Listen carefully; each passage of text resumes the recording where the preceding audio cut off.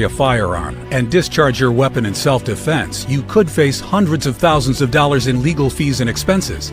So carry the protection of CCW Safe, Self-Defense Legal Services membership. Upfront payment of all criminal and civil defense costs with no out-of-pocket for members.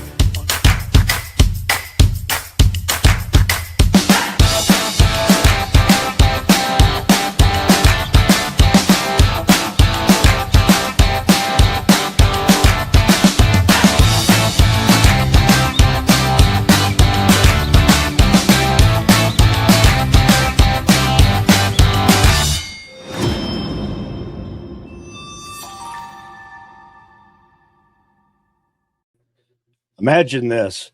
It's 10:43 in the morning. A man walks into a college classroom and opens fire. Hours later, a truck slams into a synagogue. The same week, bombs hit a crowd in New York City. 3 cities, 1 week, no coordination, just a trigger. Foreign wars are activating that trigger right now, and once it flips, it's already too late. The enemy driving tonight's episode is a proxy warfare network led by Iran and reinforced by ISIS and Al-Qaeda. A system built to incite, fund, and activate violence while blurring the lines between foreign war and attacks inside the United States. This isn't directed in real time. It doesn't need to be. The infrastructure is already in place.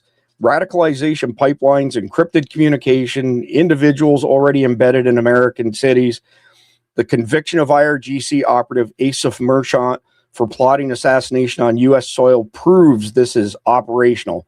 Every strike overseas, every headline, every flashpoint becomes fuel, a trigger. And right now, it's active. It's March 26, 2026, and welcome to Survival Dispatch News. I'm Chris Evans, the CEO of Survival Dispatch, joined tonight by combat wounded Green Beret Randy Nance and 26-year CIA case officer Jeff MD. This is no longer a future threat. The jihadist underground is active, a decentralized kill chain triggered by foreign conflict. Civilians are the target, and radicalization now happens fast, weeks, not years. What we're covering: the digital caliphate driving the attacks, system failures releasing known threats, the warning signs most people miss, and the escalation already coming, drones and IEDs. Let's dive into segment number 1, the digital caliphate, how ISIS runs a borderless terror factory. ISIS doesn't need territory anymore. It runs a borderless digital caliphate across encrypted apps, social platforms, and gaming networks. A fully operational recruitment and activation system with zero footprint inside the United States. The timeline has collapsed. Radicalization now happens in weeks, driven by AI-produced content, real-time guidance, and coordinated activation pushes that reach directly into American homes. This isn't random. ISIS publicly called for attacks in 2026, and what we're seeing now is execution, not coincidence. If you want real-time tracking of this digital caliphate instead of hearing about it after the fact, that's exactly what SDN Guardians are for only 33 cents a day. So per usual, I'm going to come to you first, Jeff. And here it is. And I told you I would screw up this new opening, but give me a couple tries and I'll get it figured out properly. ISIS has published formal attack directives, and we've just seen attacks follow. At what point does the intelligence community treat those publications as operational guidance and not just propaganda? In other words, escalating to the point they can actually do something about it, Jeff. Well, if you're going to take any kind of legal action, you got to be able to have enough evidence that you can at least go to a judge and get a restraining order or something like that. If they're overseas and they're in a friendly country, Britain, France, Germany, where we have certain treaties, you can't go in and just take these guys out. However, if they're operating out of Yemen or someplace like that, you can do all sorts of shenanigans with them, be it kinetic, or you can do a cyber attack against them, take down their servers, take out their broadcast, their transmitters, that sort of thing. So it just depends on what you can prove and where they're located. Yeah, that makes a lot of sense, Jeff. So, Randy, ISIS is operating across these mainstream platforms, encrypted apps, social media, even gaming stuff, which, when I came across that a few years ago, I thought, wow, that's rather innovative. Where does the accountability fall for these companies that are hosting this stuff? I mean, they clearly can monitor and censor this stuff. They can monitor us for saying, that we think people who commit treason should face the maximum penalty. But why is this stuff not getting picked up by that censorship, Randy? Well, it's no different than the people that are committing treason that even talk about it openly aren't held accountable either. It's absolutely ridiculous today. And then we look at all the social media websites and probably a lot of these apps. I don't know about the apps, but all of them are apps. So I don't know about the other communication apps like the gaming app or not. But we'll look at the social media ones who through Congress now basically has it where they can't be sued because they're not the one saying the message. They're just providing the platform. But we all know when you start censoring and you start taking it in and out of content, somewhere there's accountability and somewhere you are accountable for that. And we know that they can track all of us or anybody just like they've done you and Mike Glover and many other folks since 2019. We know that we have the capability. And anybody that says we don't is full of it because we've watched it in open display and how easily they ran everybody down. Again, like I always say, at January 6th, how they ran all the truckers down in Canada. They were able to do all that and find these people, but somehow we can't do it with this kind of stuff or with the terrorist. But they can openly use all these platforms and they never get censored. As I mentioned, it's funny that we go ask AI some questions, even if you're legitimately asking because you want the information or the statistics, and it's about terrorism or another topic, or even the Somalians, as you asked once, they're not going to answer. They're going to give you some reason of, well, we can't answer that because it's controversial. But we know now that it helped a young kid commit suicide and helped him hide it from his parents until it was over and too late. We know now that one helped some little girl then kill some other people. And I don't remember if she killed herself in the end or not, but it did all this secretly. And then terrorists can ask it all kinds of things and it gets the right answer, so the system is against the United States and the people of the United States, its laws and its freedoms. So anything that backs that is going to be cut out and all the rest is perfectly okay. And, I don't know where that threshold is. We all know that they should be able to catch them. The problem is the people that we have entrusted and rely on to hold these people accountable have all turned their back or they're all complicit. Either way, it's bad for us. And so first, quick audience poll here. For those of you who love seeing Randy coming out of the gate hard like this, put a 1 in the live chat. He's fired. I got to send him one of these Garmin watches so his heart rate goes cuckoo like mine does, or at least gets picked up on. So, you want to hear it, don't you? Damn Skippy, I do. So, Jeff, question for you. We've talked extensively about sleeper cells. There's a reason we're doing that because the threat is at an all-time high. We're doing our best to dispatch information to our fellow Americans so they get through this. One scenario we haven't discussed, Jeff, is what if they have all of these lone wolves and they activate all the lone wolves on the same day? That would be kind of similar to, maybe not as coordinated as a CCTA, but a similar effect that could potentially overwhelm, first responders, law enforcement, etc. What are the chances of something like that happening? I have not seen any intel to that, but that's kind of a scary thought that just occurred to me. Well, the problem with a lone wolf and you activate them is how do you know they're going to do it and when are they going to do it? Because the lone wolf may take the activation signal as, okay, you can do this. And he goes, great, I'll do it next Tuesday. You have no control over them because it's not a two-way communication. It's a one-way signal. Now, if they're properly brainwashed, yeah, they'll do it within 24 hours or whatever they've been told. They'll do it the next day, the next morning, whatever. But it's not two-way communication. So you really don't, for all you know, the guy could be dead. He could have died in a car accident last week. But if you had 20, 30, 40 lone wolf attacks. It would almost be like Chicago on a Saturday night, but all over the country, because there are shootings all the time. How many people are they going to shoot? Who knows?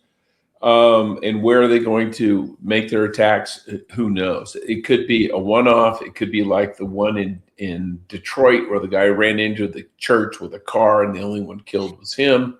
It could be like the two morons in New York who nobody was hurt, probably except them when they got wrestled to the ground by the cops. Or it could be someone who goes and kills 5, 6, 7 people before he gets whacked. You don't know. But there would be a psychological effect in that if one day you have 20 attacks across the country, people are going to freak out. They're going to quit going to work. They're going to quit sending their kids to school, if any of them are of any significance. If it's just a one-off, a guy shot a guy, and 3 days later, 4 days later, you find out he was a jihadi.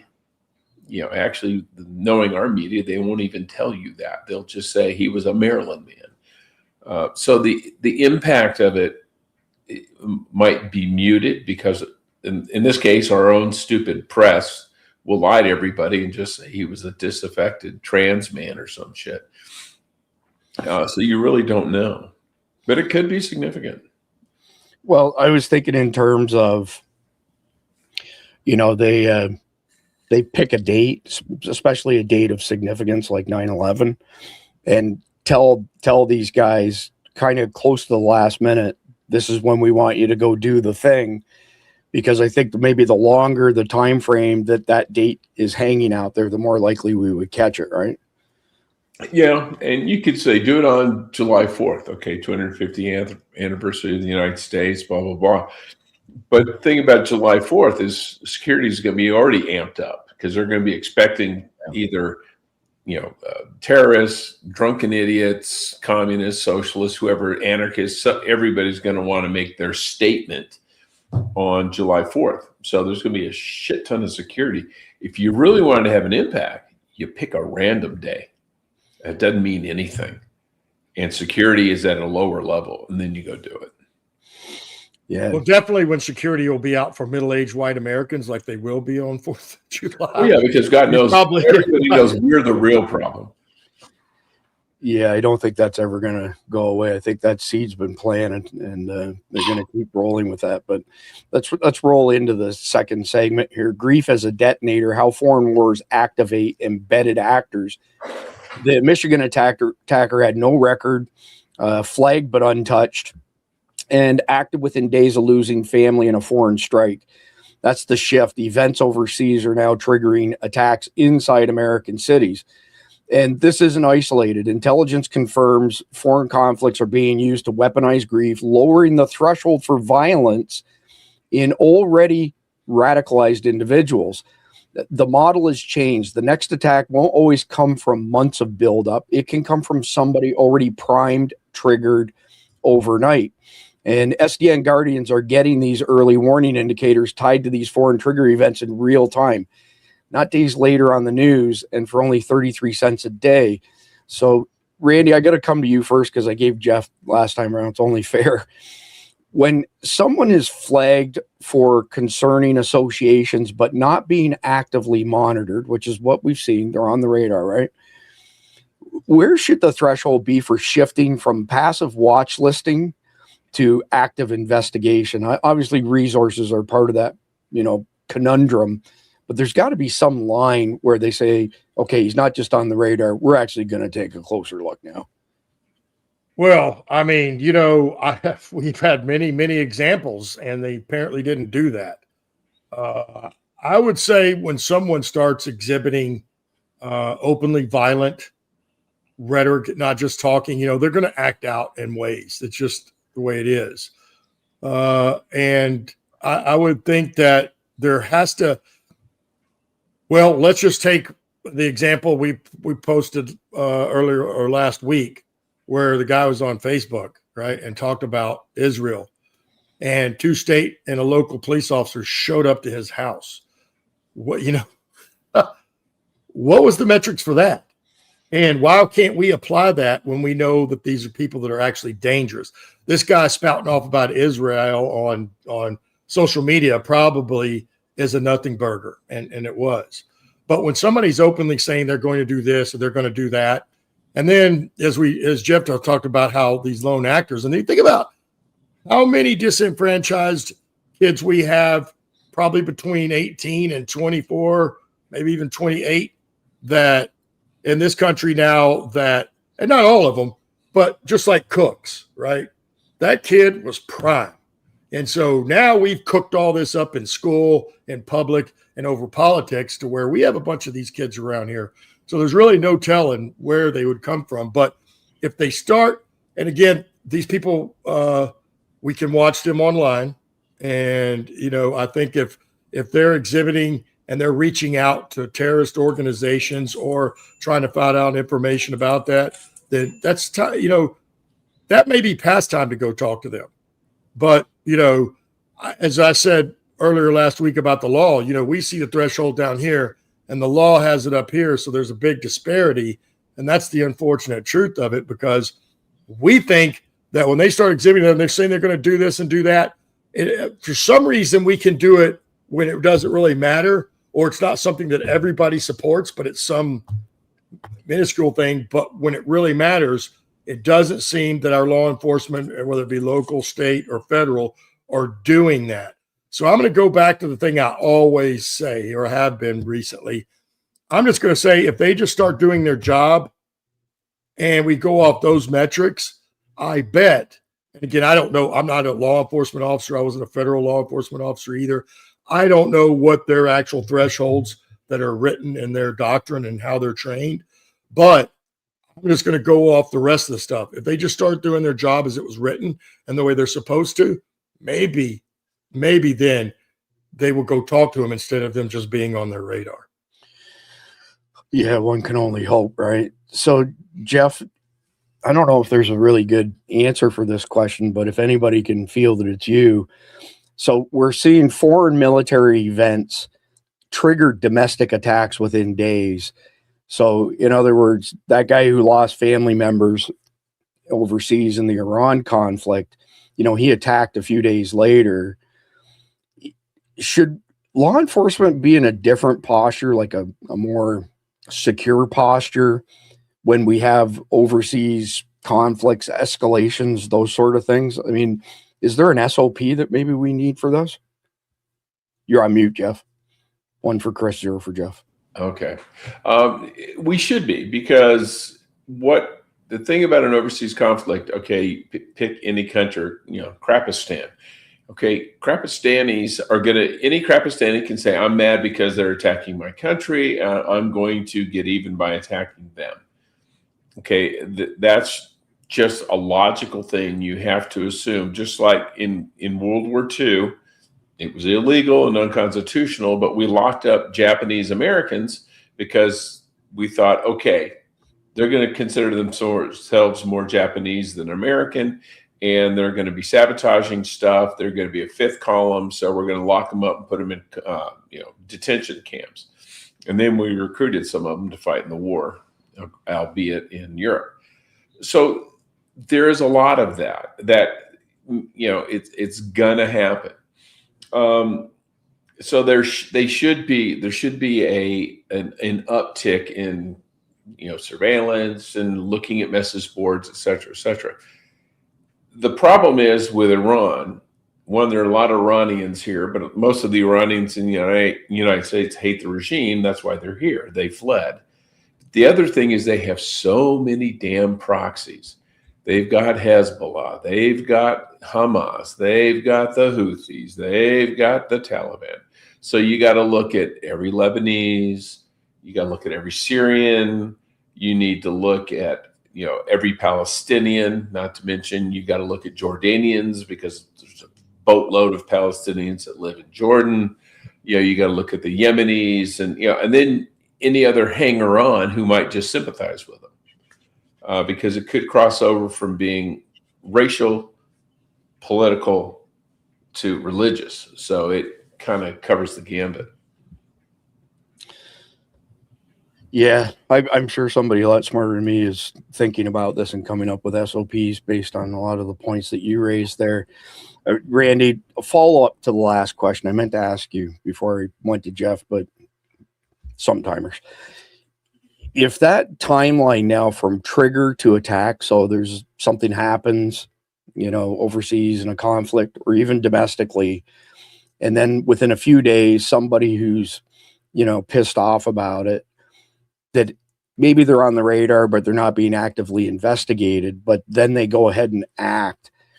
Realistically, can we catch anybody like that with our current systems? The lone wolves, I think as far as I know, it is very difficult, right? It's very difficult.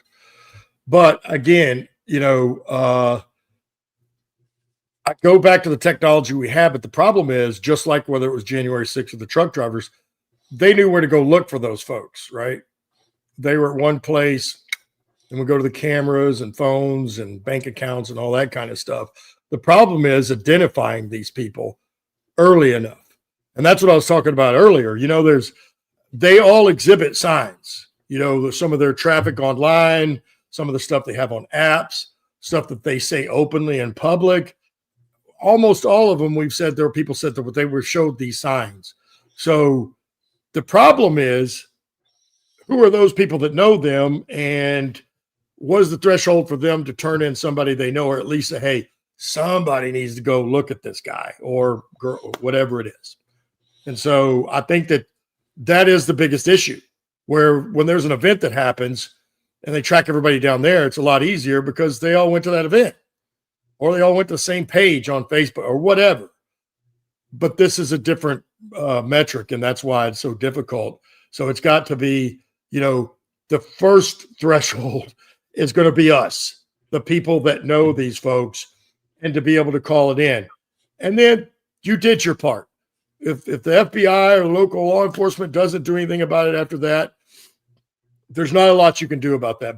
But I think it's going to have to start with us, because law enforcement is going to have to know who these people are and then to start tracking them, because I don't know how good NSA is. Now, I know if you say certain keywords and certain phrases, it picks all that up. I don't know how good we are with that to where they should be able to track these folks down using that. So I'll go back to somebody's going to need to report them for us to be able to have an early warning system, if you want to call it that, on these lone wolf folks. Well, you actually set Jeff up pretty good for that. So, Jeff, there's got to be obviously a line between a legitimate grief, losing a family member, something like that. But there's a line between that and then becoming a credible threat. And I don't think we have the manpower, to parse all of the information, all of the messages that go across the interwebs on a daily basis. What about using AI? Why couldn't we take AI and say, hey, monitor this particular person's online activity? And we've seen it before with some of these trannies and the, active shooter stuff, where they flat out stated in advance, I'm going to kill a bunch of people because I'm pissed off. It seems to me that the lone wolf, mindset and activity, a lot of it's like that, because some of these guys who've done these lone wolf things, they've done the same thing. They've bragged about it online. Yeah, some have, but some haven't. Not everybody is, a millennial Gen Z who posts every meal they eat on the internet, on Instagram. Some people are actually private. Some people don't like using social media because they think it's evil, or it's just not in their DNA to use it. And I think a lot of these people from who come from other countries, that come from the third world in particular, are not as wrapped up in it as young Americans are. Now, some of the young ones are, but if I'm pissed because my brother was killed in an airstrike and I want to get even by, shooting something up, I'm probably not going to broadcast it. The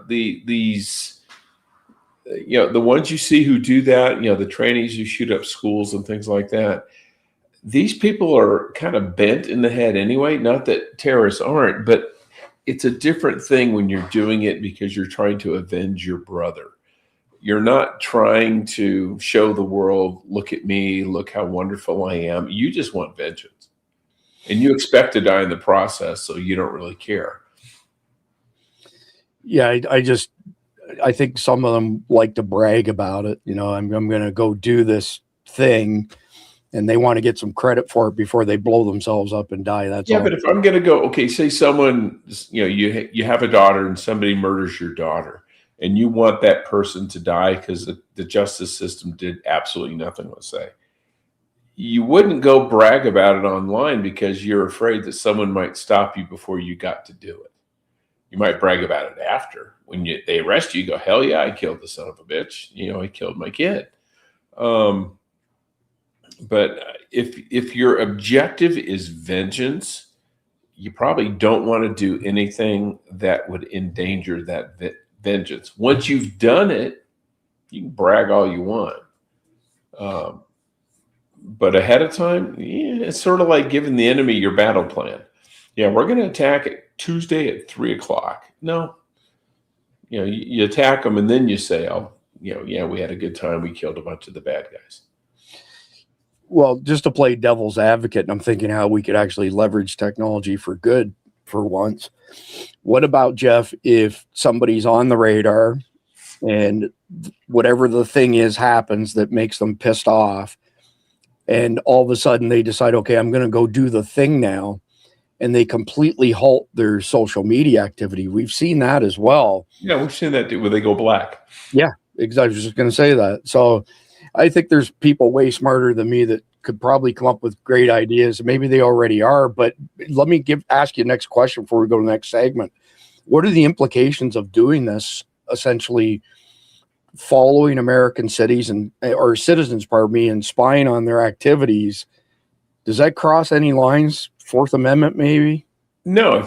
If they're putting it on Facebook, no, it's public. If you're putting it on Instagram or Facebook, or you're posting it online where other people can read it, there's no expectation of privacy there.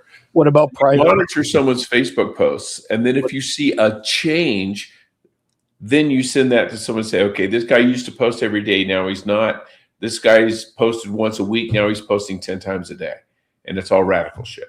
What about direct messages and email and text messages, for that matter? Well, yeah, those things, there's an expectation of privacy with a text message or an email, because it's, emails aren't going out to the world. They're going out to whoever you address the email to. So then you do run into the Fourth Amendment, and you would need you need a warrant for that. Well, it seems to me they can get a FISA warrant against any of us in a New York minute without crossing. Yeah, but we're not a threat, so it's easy to get a FISA against us. Right. They know we're not going to do anything. Right. No, that is the irony that, but yeah, there are methods in place. They just don't want to do the paperwork. That's a sorry state of affairs. But let's move. The truth. FISA warrants are a pain in the ass. There's a lot of paperwork.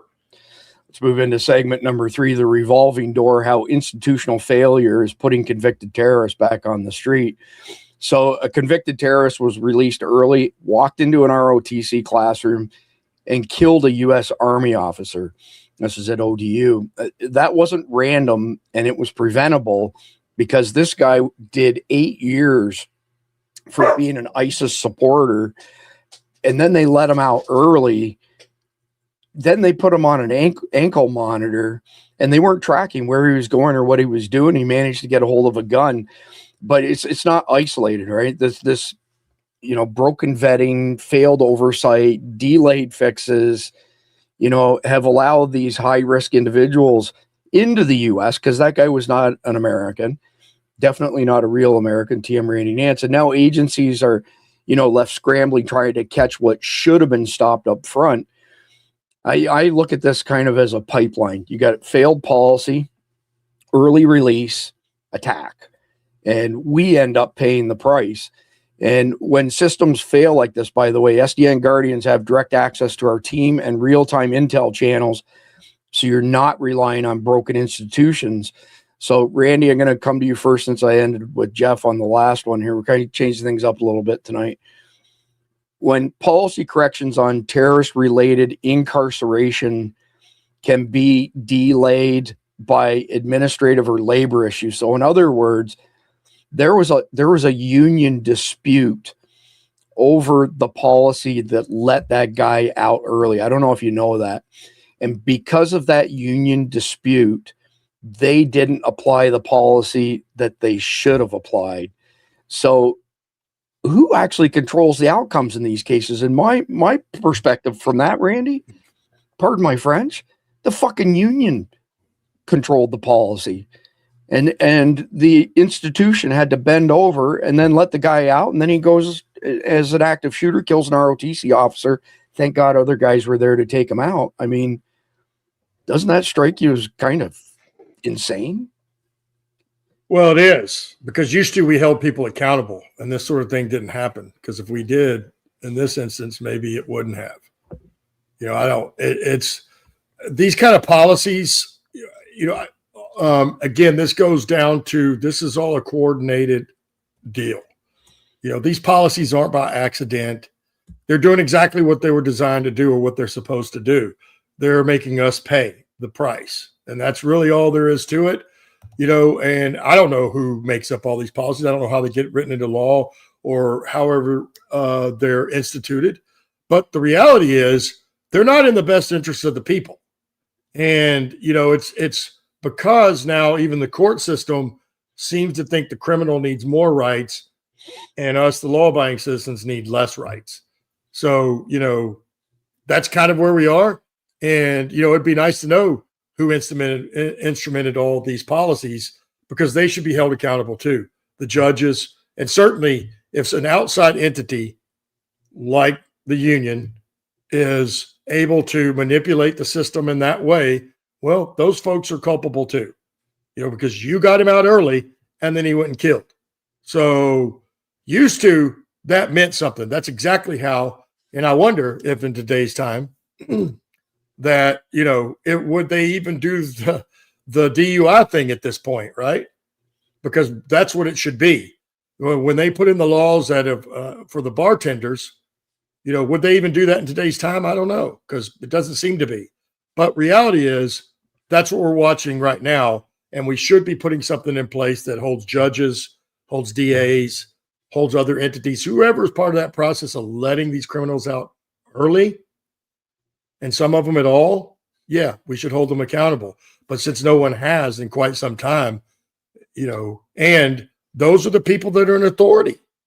I mean, who's making all this happen? The court systems, the DAs, including law enforcement in some respect, they're the ones that are in charge of all that. And when they're letting them out, what can regular citizens do except complain, to the mayor?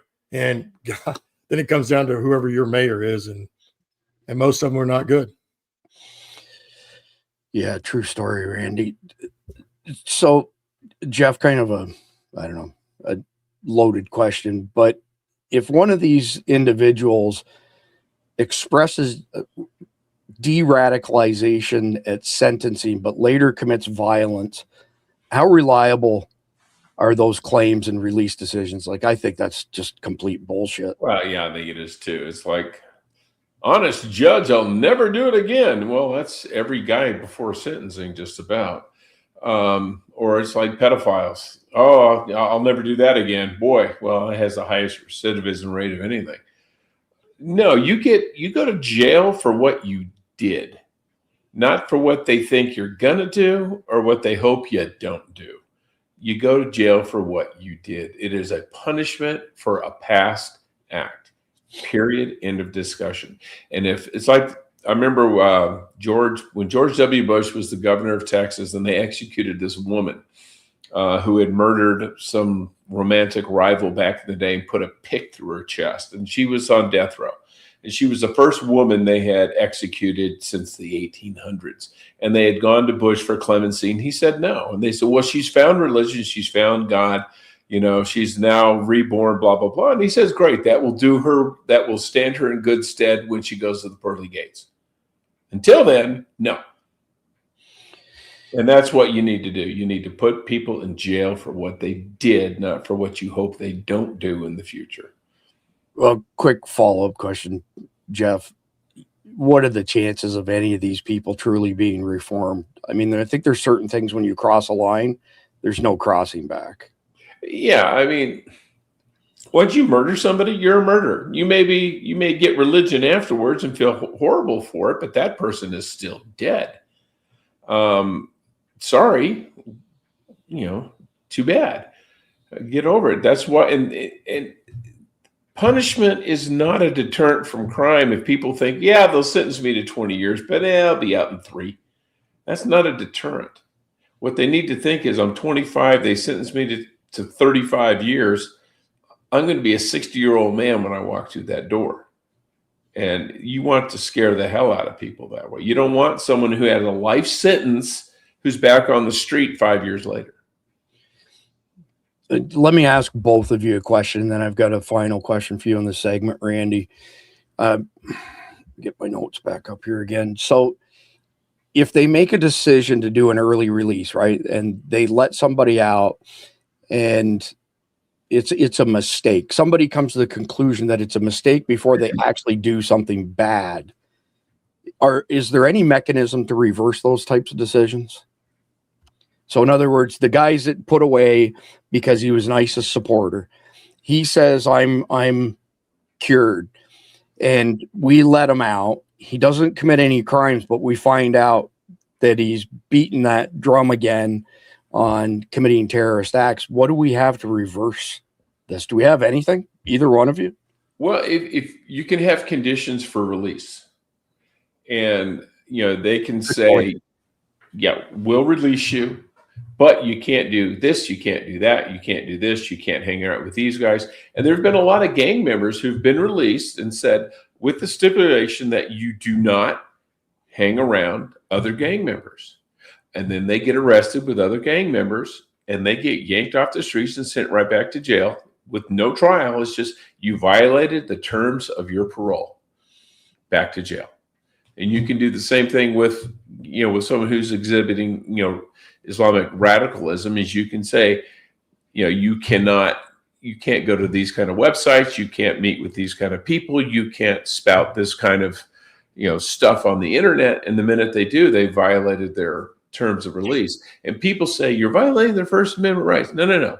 When you've gone to prison for something and you sign on to the parole and the parole has conditions, that's it. You have basically saying you have to give up some of your First Amendment rights to get out of jail. Yeah, you don't have to give them up. If you don't, you can stay in jail for the rest of your life. That's up to you. But we put conditions on release all the time. That's a great answer, Jeff. I was aware of that, but wasn't connecting the dots. Call it the side effect of working 16, 17 hours a day, 7 days a week. So Randy, follow-up question for you, closing out this chapter, because you already started to go down this road. When a preventable policy failure, like this guy who did the ODU shoot up, what does real accountability look like? Well, we would go back and anybody that signed off on his release in a position of authority, because as we know, that's why they're in those positions. And then they had to sign off, and it's more than one person.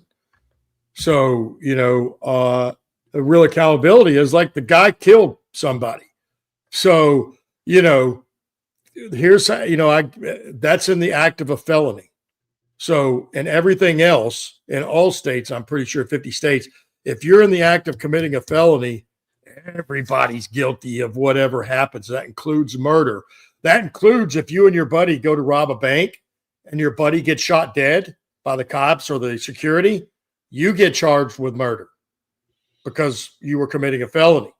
So when this guy goes out and commits a felony, maybe they all get charged with a felony. I don't know. This would have to go off the legal scholars. And then, of course, I don't trust any of them either anymore. But the truth of the matter is there has to be some sort of metrics on what they're going to be charged. And I don't, I'm saying, hey, you should get charged with murder, because I think that's the same thing that the bartender gets charged with, correct or no? Does anybody know? Yeah. In many states. So it stands to reason if you are part of a group of people that let any criminal out early and they go commit a crime, you should be held culpable for the same level of crime. And God forbid they go out and kill somebody, because you should be held for murder as well. And I guarantee you that will stop within the same day. Well, how many times have we seen a rapist rape somebody over and over again, like a different person each time? I don't think they can be rehab, so to speak. You're not going to fix that. It doesn't get fixed. 100%. It's a certain mentality to rape somebody. It's a certain mentality to stab somebody to death when it's not in self-defense. Like, there's certain things that once you cross that line, there's no going back. I mean, here, let's do a quick audience poll. I've got a great real world example. For those of you out there who think that Michael Vick could be cured of the horrendous things that he did to dogs while he was engaged in dog fighting, do you think he can be fixed of that? I don't. If you think he can be fixed of that, put a 1 in the live chat. But if you don't think he can be fixed, put a big fat 0 in the live chat. Would love to hear what y'all have got to say. Randy, quick question for you. How many sticks of Wasatch Wagyu did you eat today? Well, I had 2 right before we came on. So, I mean, it goes without saying I work crazy hours. I've eaten nothing but 6 of these today. That's what I'm running on right now. Thank you, Greg Wasatch. Because it was right. Yeah. It wasn't thank for you, Greg. And I'd say thank you to Manly Thomas. He sent me some. So thank you very much. Really appreciate that. We have an entire community of guardian angels. I swear to God, whether it be Father Duck, Manly Thomas, these other people. Well, Greg Wasatch is very generous, and the list goes on. But we got John Ferdinand is sending a radio as well. So good group of folks. 100%. So we're moving along pretty quickly tonight. Let's get into segment number 4. Community detection, behavioral warning signs your neighborhood needs to know. In the vast majority of attacks, someone saw the warning signs and didn't act. So the breakdown isn't always federal intelligence. It's also local awareness. And the pattern's consistent, right? Withdrawal, fixation on conflict, escalating grievance, praise of violence, abnormal behavior. I mean, these signals show up before the attack, not all the time, but almost all the time. And the real early warning system, it's not an algorithm. It's a prepared community that's paying attention, which includes family members, and willing to act before it's too late. And to be honest with you, this is exactly why we built the Guardian Network. Real people, real-time alerts, and direct communication. So you're not trying to figure this stuff out alone. So Jeff, we're back to you to open this one up. When training has clearly saved lives in past incidents, what's the real pathway to scaling that level of preparedness across churches, schools, and communities nationwide? So when I say training, I'm talking training in the context of being prepared, church security, school security, community security. Well, people need to be observant, but they need to be observant yesterday, not just tomorrow. You can't tell there's a change in a pattern unless you've detected the pattern already. And you've got a neighbor who maybe fits a certain profile. Maybe the nicest guy on the planet. You go out, you talk to him all the time, and he's, very affable. He's friendly. He's outgoing. Then all of a sudden, there's a change, and maybe it's subtle at first, but it gets worse, and it gets worse, and it gets worse. You get to the point where you're going to decide, okay, I need to call the police. I need to talk to somebody, and you'll go to them and say, he hasn't done anything yet, but they're going to listen to you more if you have a documented pattern that has changed, or at least an anecdotal one. You said, yeah, we used to hang out every week. We would play golf together. We would go here, we'd go there. The families got together, and then after the war started, he just quit talking to everybody in the neighborhood. We tried to engage him. He wouldn't engage, and you're giving them not necessarily hard evidence. There's not like here's a picture of him with, the Ayatollah, but it's not just, I have a gut feeling. Well, everybody can have a gut feeling, and most of them are wrong. But before you can tell them what's different, you got to be able to tell them is what it looked like before. If you've only met somebody one time and you're saying, well, he's acting weird. Well, maybe he's acting weird to you, but he's acted that way every day for the last 30 years if you knew it. He's not weird, he's just different. But you need to start looking now, looking around your neighborhood, looking at what's there now. That way, when there is a change, you notice it. Yeah, something has to be relative, right context. Awesome comments, Jeff. So, Randy, in the cases where these warning signs, they've been observed by friends and family, what do you reckon the primary barrier is that prevents people from reporting concerns? I mean, is it their own family condoning this shit? No, but it's just like everybody that gets burned by their family at some point, or when their relationship falls apart because they didn't realize some of the things that they were actually doing, right? Or because when they saw those signs, we tend to blow it all like, it's not really that. They wouldn't do that, that sort of thing. It's where you don't really believe what you're seeing, or you assume that they're just acting out. This isn't real. So you don't want to go call the police on them when you think that they're just blowing smoke, right? And that's what I think generally happens. People think they're just blowing smoke, or they assume that, or that's what they want to believe. Because some of them have proven, and they still do. And yes, unfortunately, there's a small percentage of people that, regardless of what their kid or their family member will do, will lie for them all the way through. So, but generally, most people don't do that. Certainly the people that believe in the law and also believe in the Lord. You do something wrong, even if it's your own kid, well, they need to pay the price for that, because that's just the way it is. That's the way it works. So I think it's more of people brushing it off like it's not really what it is. Yeah. So that was a great answer, but let's ask the same question of our special guest, Agent 00711. Oh, the dot's back. What up? Hey, I thought the dot was like Indians, not Pakistan. Oh, man, my bad. That was not My favorite circle. My favorite circle. There you go. I like that. My favorite circle.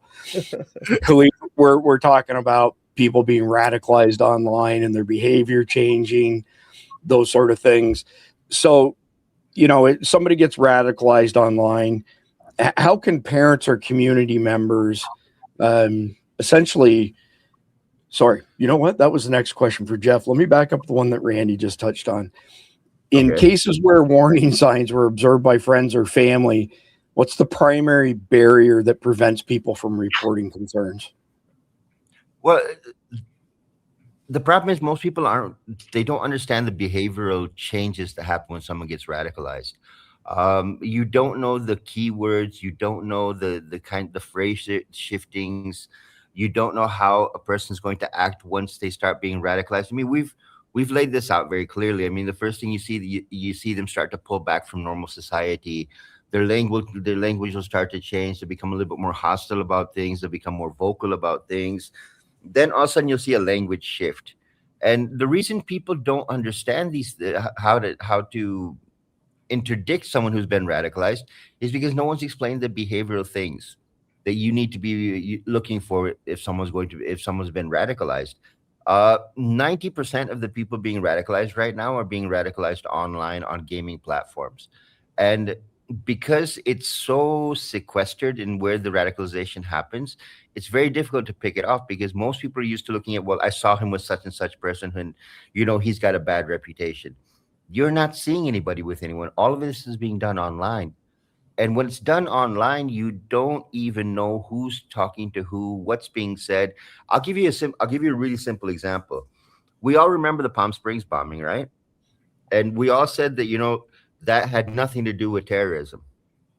If I could actually show you proven fact and evidence that the guy was radicalized amongst the accelerationists and then connected to an ISIS cell.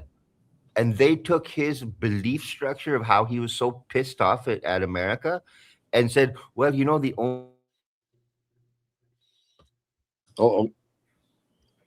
only way to Oh, there we go. no one understands this stuff. This is the thing where no one understands what you're looking for, because we're all used to saying, well, we saw him in a bad neighborhood, or we saw him with a bad person. That's disappeared. This is all online now. Yeah, great answer per usual. So, Jeff, back to you.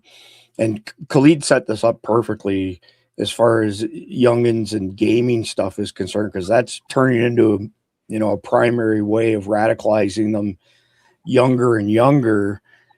I mean, what can parents do about that stuff where these kids go in, they're playing games, and they're being hit with this usually AI-driven propaganda to attempt to radicalize them that has some sort of call to action. And when they bite on the call to action, that's when a human being gets involved. What do parents do about that? I don't see any easy way to control that. You buy them a Nintendo NES 1 system that requires cartridges and doesn't have any internet capability. You need to know what the hell your kids are playing, what they're watching, what they're doing. And if they're getting into stuff that is starting to get on the fringe, turn off the damn internet. You know, they usually do this. The kids are playing in the middle of the night and all that. Get parental controls. Turn your damn internet off at 9 o'clock.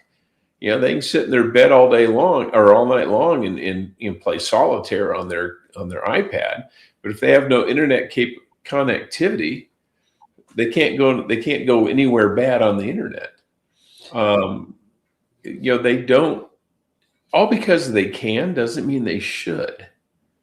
There's nothing wrong with giving your kid limits and saying you get 2 hours of internet a night, only 2.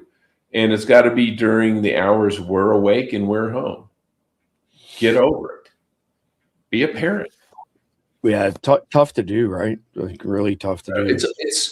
It's unpopular. It's not hard. It's unpopular. There's a difference. I would say it's hard when the kids have already had that access and they're hooked on it, and then you take it away. Well, you've got to start with the rules early. Yeah, give them other things to do that aren't internet driven. You know, there are other kids had all sorts of entertainment before the internet came along. Look at us. We never had the internet. The internet didn't come around until I was in my early 30s, for Christ's sakes. We used to go outside and actually breathe fresh air and touch grass. Well, actually, I have it on good authority that Al Gore created the internet just shortly after you were born, but that's another rabbit hole. That's a pretty neat trick. So he's only a couple of years older than me, but no, well. Randy, I don't expect a good answer here at all. What do you reckon the percentage of Christian churches are that have security teams and are prepared, especially considering they've been, named multiple times in multiple different intelligence briefings as a big target? I would bet historically or typically it's probably less than 10%. But I would hope in modern times, now I know because I've seen in the chat and I've talked to other people, there's still a lot of churches out there that, don't believe anything's going to happen to them. Right. And so, I don't know. I wish I was tied in with Keith more. So I'm going to go with, I'm just going to pick a number, a pie in the sky number. Where, I don't think it's as low as 10%, but I don't think it's as high as it should be. So let's just go with, I think I'm going to go high here with a third, 30%, 33%. 1/3. Yep. Jeff, I think that's high. I think that's high probably. Jeff, what do you think percentage of churches that are prepared? 20% maybe. Okay, so we got 33, 20. Khalid? I think lower, because I think small churches don't think it's not going to happen to us, and they don't have the resources. Yeah. Okay, so less than 20, 33. Khalid, what do you think the percentage is? Percentages of what? You guys are breaking up a lot. American Christian churches that have security teams and are prepared for a potential attack? Maybe 5-7%. I don't even think it's in the 10% range. All right, so let's do this. If you agree with Khalid, put a 1 in the live chat. If you agree with Jeff, put a 2 in the live chat. And if you agree with Randy, put a 3 in the live chat. So Khalid 5 to 7%, Jeff less than 20%, Randy 33%. Let's see where the numbers shake out on this. And Khalid, next questions for you. You get to close out segment 4 here. Moving outside of the church to a community neighborhood, let's say, what's the single most actionable step that an average neighborhood / community can take right now to reduce their vulnerability? Okay, this is going to sound really odd to a lot of people, but the biggest thing you can do is, because most of these kids are being radicalized online, the biggest step you can do is create counter groups that are in those same games, looking for kids that are radicalized, that are being pushed down that radicalization ladder. We've talked about this a lot. I don't know if we've discussed it on air or not, but when you're able to interdict someone while they're in the process of being radicalized online, you can actually reverse that process. But that means the community and the church and the family has to be working together. If you're not working together, then you're going to miss someplace, because the family's going to say, listen, my kid's online a lot. Can someone, get into this game and see what they're doing? Like, for Roblox has become the #1 radicalization avenue for every kid online. And from Roblox, they're moved to Discord. From Discord, they're moved to an encrypted platform where they're fed manuals and they're fed videos. When you start checking your kid's phone at home and you start seeing these things there, when you start checking their gaming platforms, and then you start telling people in the community, listen, my kid is doing these things, my kid is doing these things, and all of a sudden you start developing a support group amongst families. That support group amongst families starts to interdict the process. Then you get somebody online that is watching for these user profiles and picking them off online, saying who they're talking to, what game, where are they going, what communities are they joining. That's the only way you can stop this, because we've gotten to a point right now where we went from a 6-month to 2-year radicalization process to a 2-week to 45-day radicalization process. And the only way you're going to stop that is getting into where they're being radicalized, and that's video games. Yeah, when I first heard of it, I was just absolutely flabbergasted that they got to that point, and that's years ago, of course, but I don't think most parents are monitoring that stuff. Kid's got a headset on, he's playing games, and might as well be on a different planet. So I've got a promo just came out of the blue.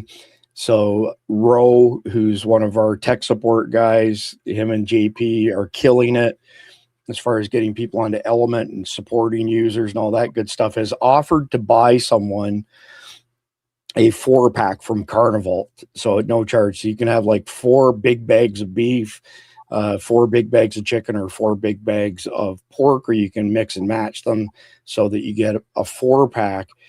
And I was going to do this tomorrow night, but he just messaged me, and I got an idea here. This just is totally off the cuff and totally unplanned. We'll do a BOGO tonight on annual memberships. So if you sign up for an annual membership tonight, which is $99.99, I'll give you 2 years. I'll give you an extra year on top of that for free, and you'll get entered into a draw to get the 4-pack of Carnival from Ro. So sign up for $99.99. I'll give you match a second year, and you get put in the draw for a 4-pack of the big family bags from Carnivals. And we'll run that until this episode's over. After the episode's over, no promises. We'll see how it goes from there. But pivoting into segment number 5, the next evolution, drone IED attacks and the emerging threat vector. The next evolution's here, drone delivered IEDs. Intelligence assessments confirm it, and ISIS has already been pushing guidance on how to do it. And the gap here is real. Authorities are, scrambling to come up with solutions. But the fact of the matter is, most major events like the vast majority of major events, are probably completely exposed with no legal ability to stop a drone over a crowd, because the FAA says it's an airplane. So if any person, whether it's a business, employees of the business, or an individual, you take a shot at a drone, as time has shown over and over again, you're probably getting charged with shooting an aircraft down, which is just insanity. So this follows the same playbook that we've been discussing, right? Find the gap, exploit it fast, then strike before defenses catch up. And these threats are evolving faster than headlines. And that's why, thankfully, Khalid, SDN Guardians are seeing these shifts early. And to be quite frank, it's 33 cents a day to get that type of intelligence, which in my mind is one heck of a deal. We have people all the time saying y'all should be charging more, but 33 cents a day. Jeff, if commercially available drones can be weaponized and current law limits what we can do to interdict them, how significant is that now at this point in time, knowing what we know as far as what's come out of the Ukraine war, as well as Gaza and what the Israelis did with drones there? I think there's some pretty significant risk here for us, major events. There is, but you gotta look at everything. If you shoot down every drone you see, you might take out your neighbor's heart medication coming from Walgreens, because there are commercial applications, legitimate commercial applications for drone technology. You might take out the realtor who's trying to sell your neighbor's house because they wanted to do a nice aerial shot to get a picture of the backyard. When you do that, people are rightfully going to say, what the F? I'm doing something 100% legal. It's not on your property, and you blow it out of the sky with a shotgun and they'll say, because you're paranoid. You can't just start shooting stuff out of the sky because you think something might be happening. Now, if a drone goes and blows up your neighbor's house, then by God, you shoot every drone in the sky at that point, maybe. But it's just like you can't shoot somebody because you think they were going to do something bad. It has to be in response to an action. They almost need to change the laws and say, okay, drones can't fly. Drones have to fly 500 feet above, at least 500 feet in the air or 300 feet in the air. And if they come down over your house and they're at 50 feet, that's your airspace. You can shoot them. If you're expecting the delivery from Amazon, then you don't have to worry. You'll be expecting it. You don't just shoot them down. But there needs to be some change. But you just can't give people free rein to shoot down anything they see flying in the sky because they think this one might be bad. You don't know that. Well, what about giving like security teams the ability to take them down, because that's not legal right now either. So let's say it's a football game and it's an open stadium, and there's an average of 2,300 drone incursions per year in NFL stadiums. Let's just leave it at that level, not the individuals. Football stadiums are already usually considered restricted airspace. You can't hover a helicopter over a football stadium. You can't buzz a football stadium with an airplane. FAA will be up your ass, because places where large gatherings of people like that have restricted airspace. You can't fly over the White House. You can't fly over the Capitol building. There are places that already have that designation. Now, what they do about it, who knows?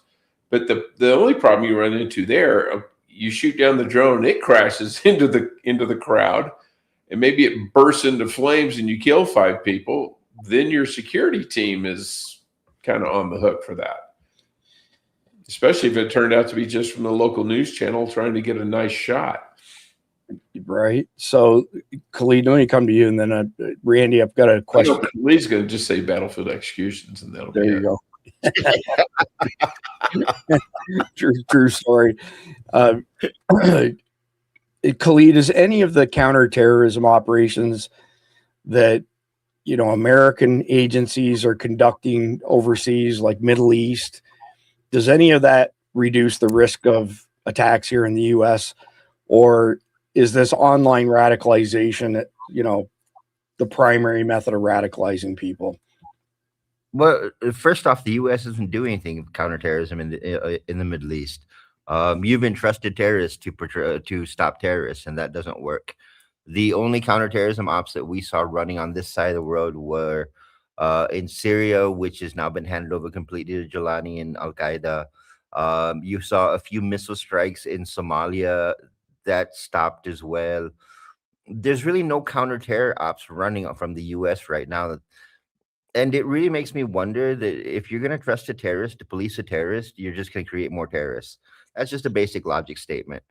When you start looking at what's happening online, though, the terror groups are using what they are doing in terms of ops, and they are recording them live. They're running live stream video, and they're using that to recruit people.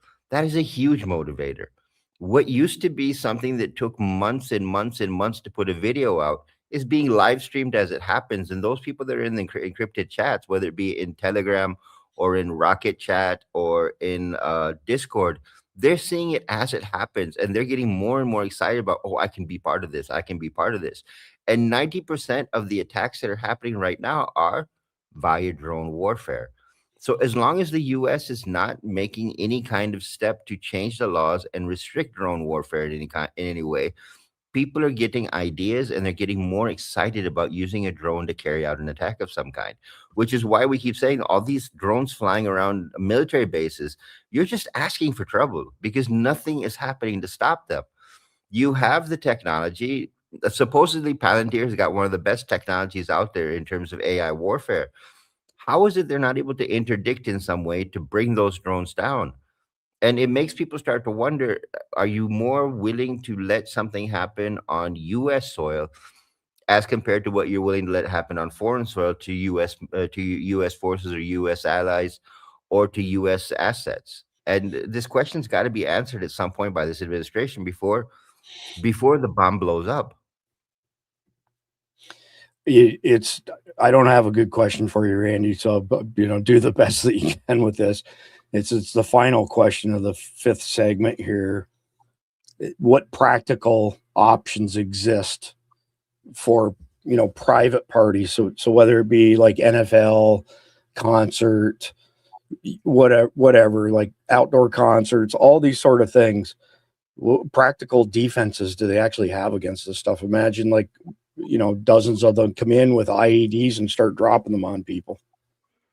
Well, if you're the NFL and you have all those stadiums or open fields, you could just do what Ukraine did and put nets over it. Now, it's not going to be pretty. It's not going to be aesthetic, but it will keep the drones from coming in there because Jeff is right.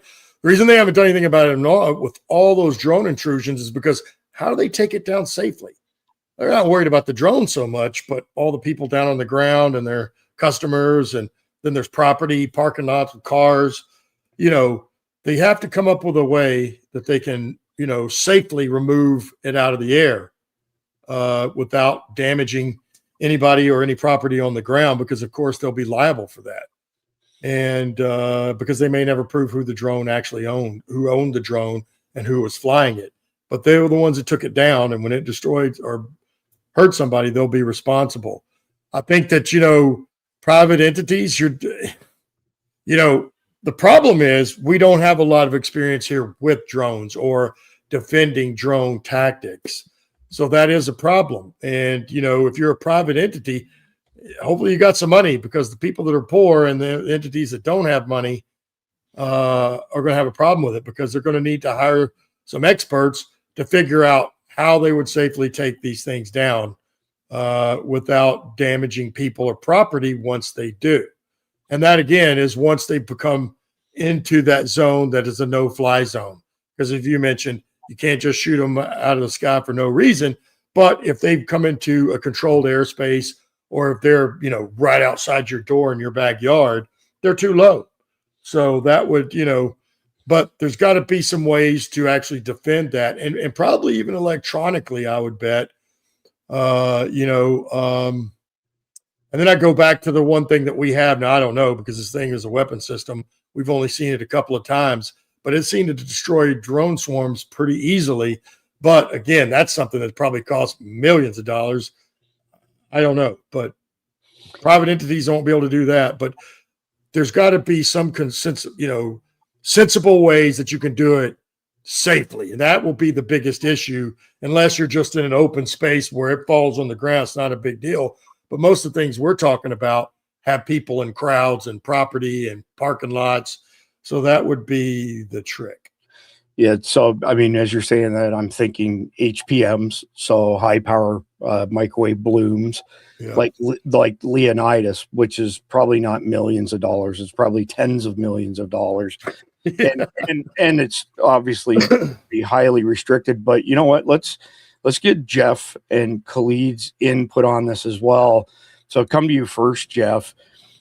I mean, what options do you see available to open air stadiums to defend against drones, keeping in mind that Barksdale Air Force Base in Louisiana had 2 weeks of nonstop drone incursions? They tried to block the RF on them, and it didn't hit them. They weren't in the right wavelength and the right bands to bring them down. So if an Air Force base that is very high in the food chain when it comes to our nuclear arsenal can't stop them, how the heck are open air stadiums supposed to stop them?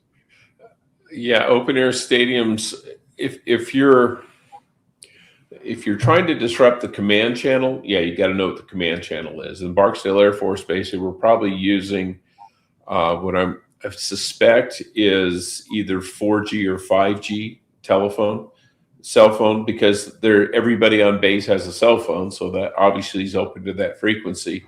And there's a lot of data going back and forth between phone calls and texts and everything else. So which is information for the drone and which is information for your neighbor's wife calling the school to check on her kid. So the only way you could do that would be to shut down the cell system in that area. In a stadium, it could be, you would have to need a very tight directed energy, be it microwaves or something like that you can scramble the circuitry on the drone. Now, if the drone's at 1,000 feet, you're probably not even going to see it. But if it's in the stadium and it's pretty low, if you can get a line of sight between the drone, and then open sky beyond it, you might be able to fry that drone. But then you also got to wonder, is that going to affect people in the audience with freaking pacemakers? Is that going to destroy somebody's cell phone? So it's got to be a tightly focused beam. It's got to be probably on the field, so it's shooting straight, for the most part, straight up, and then it can take out a drone without hitting anything beyond it. But yeah, it's a tough technological problem. The only other thing would be hit them with like freaking nets or something, or you put a net over the stadium, so if the drone gets too low, it gets entangled. Well, that's where I was going to go with Khalid. So Khalid, the smaller drones, what size of IED, like poundage, are they capable of carrying, or the range that they're capable of carrying? And what are the chances that a net, even like a mesh net made out of some sort of, metal components, what are the chances that stops one of these? Whereas, in my mind, I'm thinking they hit the mesh and go straight through it and into the crowd. Well, mesh has actually worked, Chris. Mesh has actually worked in Europe. It's worked in other countries. The thing is, when you're talking about IEDs, you need to understand that right now, because of the cartels operating in Ukraine and Ukraine being so involved in training the cartels, you now have fiber optic drones that are being used inside the United States. So the idea of being able to interdict and disrupt a drone has changed, because now you're running on fiber optics. So once you move into that level, you're going, well, holy shit, how do I stop this from happening? Dealing with the small commercial or off-the-shelf drone is really easy. That's something that has a battery power that maybe lasts 2 hours and can go maybe 2 to 5 kilometers away. It doesn't have the ability to carry the amount of weight that you would need for dropping any kind of large explosives. Here in Pakistan, what we've seen is they use 3D printers to create a hook that would allow them to carry an actual mortar, and they were dropping those from the sky. Where they weren't able to drop a mortar, they were loading it with explosives and flying it straight into a target and blowing it up there. When you start bringing in fiber optic drones, the game completely changes, because you're not looking to interdict, you're looking for a way to take it out of range before it can get close to where the target is. And nets have worked, and they've used them in Europe, and they've worked very successfully in Europe. But how are you gonna how many different places do you put nets up? I mean, how many stadiums in the US, how many football stadiums? Because you've got high school stadiums, you've got college stadiums, you've got pro football stadiums, you've got basketball arenas. How many places do you put up nets to try and protect it? Second problem is when you look at the cost side of it, if you try and put in an EMP type of system, or like we have in Pakistan, where we've got guns now that we use that can fire a directed EMP right at a drone and shoot it out of the sky. Those are great, but again, do you have the budget to be able to give that to a police force? And too many police forces, until the US government starts to say, yeah, this is really a problem, which at this point, if the government's not saying it's a problem, then they're sleeping. Because you have them flying over military bases and you're not able to interdict them in any way, shape, or form, you have a major problem now. So if you're not looking for a solution at this point, you become part of the problem. And as long as this keeps going on, and as long as the US keeps going, well, we can handle drones, you're waiting for that attack to happen, and you don't know where that attack is going to happen. Well, let's go here. And I mean, this subject, we've discussed it at length for years, but I'm coming back to you, Randy. So great information from Cleet on nets. Great suggestion on your part for nets. Let's take an event like the Burning Man Festival, which is typically, beginning of September in Western Nevada in the middle of nowhere, that gets 70, 80,000 people, a bunch of 70, 80,000 hippies for the most part, but there's no stadium. It's in the middle of the Badlands. What options are there in that case for a private venue, privately owned venue that's not military to defend themselves? Because you can't really put a net over a big open air venue. Well, I would say because there's somebody has made some comments about the wind, and of course, drones are always affected by the wind. But of course, they're not going to be dry. They're not going to be flying them those. Now, last year when I was out in Idaho for that hunt, the locals out there, the wind was ridiculous the whole week I was there. I was like, this is crazy. Is it always this way? And they said, historically it was not, but in the last few years, it's been this way all the time. So maybe if you pick a venue out in the middle of nowhere that there's quite a bit of wind, you may be able to mitigate that some, because of course, wind, it's hard to fly drones in wind. Certainly the ones we're talking about now, if you start talking about military ones and ones that cost a lot of money, those are probably going to fly through the wind. But most of the drones are not, and they're going to be affected greatly by wind.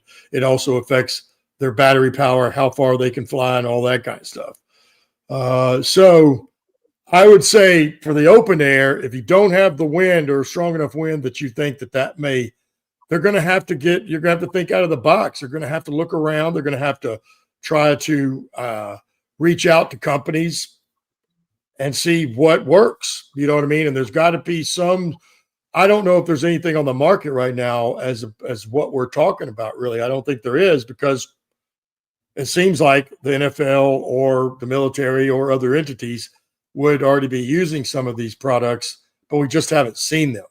So, if you're out in the middle of nowhere, out in the open air, I think it would be very difficult for them to do, because again, they're not going to be able to afford the type of devices we just mentioned, or weapon systems that the military has that would work, because they're just too far expensive. By way too far. So I don't know, man. That's a good question.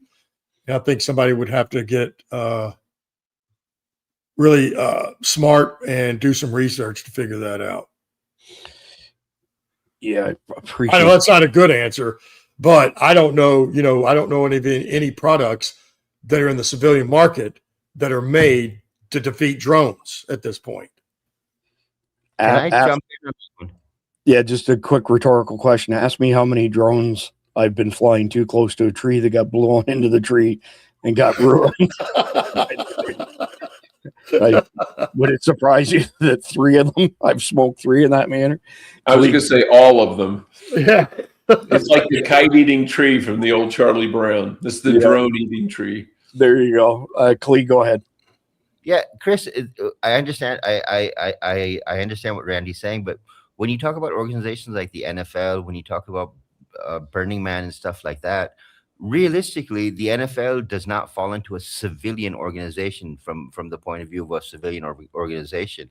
If you were to be able to give them the ability to buy the handheld drone guns to be able to sit on top of their stadiums and be able to shoot drones out of the sky, that would be just giving them a special license to be able to do so. The same thing would exist with Burning Man. You don't need to give it to Burning Man. You need to give it to the police force that protects Burning Man. So they're able to sit maybe 50 to 100 meters away from the event. And when they see a drone someplace flying towards them, shoot it down.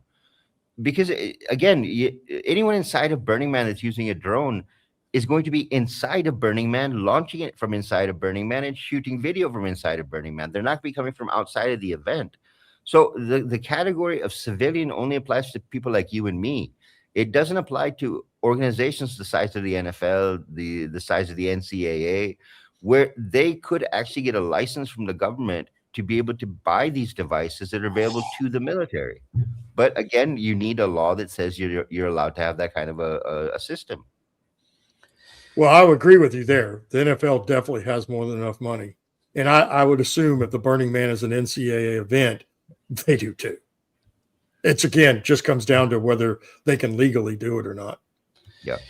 Yeah, so there's a company called Pelco, Pelco, that make cameras that are specific, or not cameras, like mini radar, I should say, that are specifically designed for open air venues that can detect small FPV drones inside of 3 miles or so, which isn't a big buffer, but it's somewhat of a buffer. And then Cleet is right. I just had a quick look. You can get licensed as a security firm to use some of the anti-drone weapons that we've discussed. So either way, I think we're a long way from solving this problem. Mike Sterling and I started, hammering on this 4.5 years ago, and I still don't see a whole lot of good solutions out there, especially when Barksdale Air Force Base couldn't do anything about it. That one in particular, that when our Air Force bases that have nuclear weapons can't turn back drones, that's a problem. It's a big problem. Well, even the NFL, Chris, you've mentioned it many times, and you got to wonder now, it's been several years, why they haven't invested in doing something about it. $1 million question. Absolutely. But let's roll into the Carnival practical payoff. Randy, give me the countdown. 3, 2, 1. All right. So the Carnival practical payoff. This is where we cover one skill, one item, one mindset related to the main topic tonight that y'all can use in the community. So Jeff, I'm going to go to you first. Pick one, a skill, an item, or a mindset relative to everything we've discussed.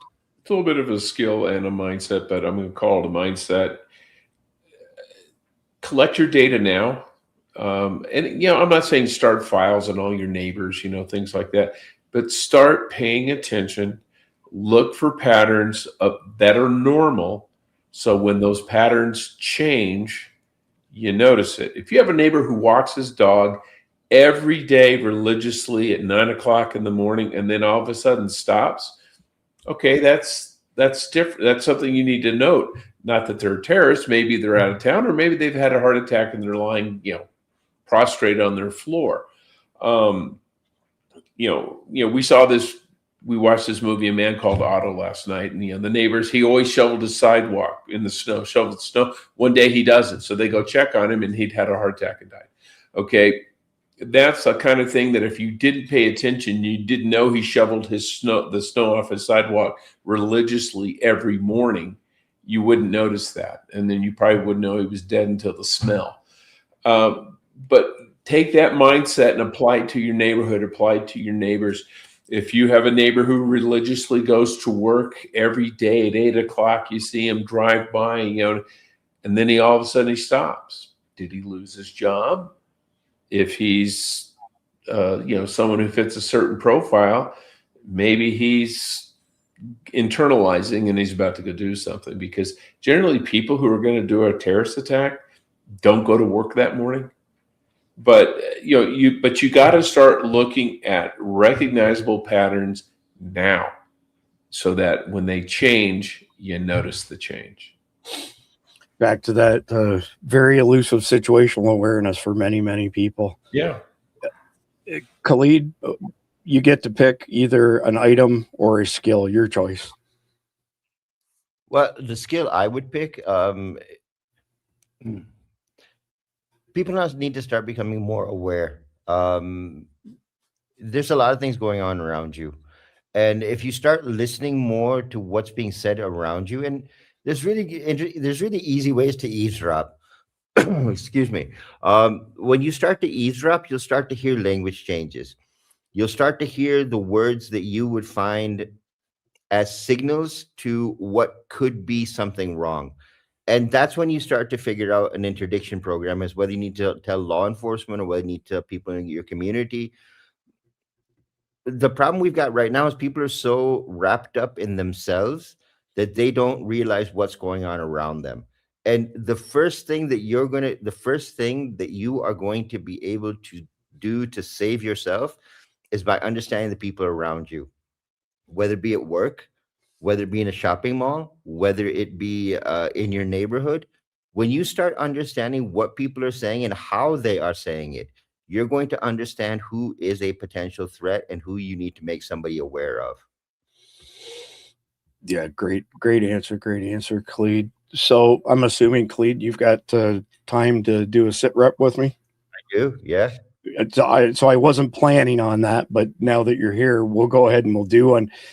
Jeff, Randy, you're welcome to hang or not. Good to see you, Jeff. Thanks for your time. Hey, so I don't get a turn on the item, or yeah, you skipped Randy, man. See, this whole episode tonight's been a cluster on my part, so apologies for that. You get to pick the item. Sorry, Randy. Yeah. So I will say, though, both of what Jeff and Khalid were mentioning, I'll back that up, because if you just look at what we do, like if the president's going to go somewhere and they know a year out he's going to speak, or let's take the RNC and the DNC, the cities that are picked for each year, they go out and apply cameras and all kinds of security systems throughout the entire city a year before it's ever going to be there. And that entire year, they watch the patterns of that entire place for that reason. So that's how important it is. I will say, I'm going to go out of the box, man. We're doing the drone deal and the defense of, go out and get yourself some shrimp nets to hang up around your house or in your areas to keep the drones out, because apparently we can't shoot them down yet without getting into serious trouble. But if you got a net out there and it gets hung up in that net, that's not your fault. That is too funny. All right, Khalid, I think I'm going to turn it over to you. I'm going to grab a cup of coffee. Jeff, Randy, thanks for joining us tonight. And Arizona's in the Sweet 16, so I got to go watch the game. There you go. All right. See you guys. Thanks again, guys. See you guys. Don't go anywhere in the audience. I'm going to turn this over to Khalid for a sit rep. And like I said, I'm going to grab a cup of coffee, and I will be back in about 10 minutes when Khalid's done with his part. Take it away, Khalid. All right, let's get you started from Iran and Pakistan. There's a lot of rumor going around that Pakistan is playing negotiator and playing mediator between the U.S. and Iran. That is not true. I spent all day yesterday dealing with the disinformation that was going on in terms of Pakistan being mediators.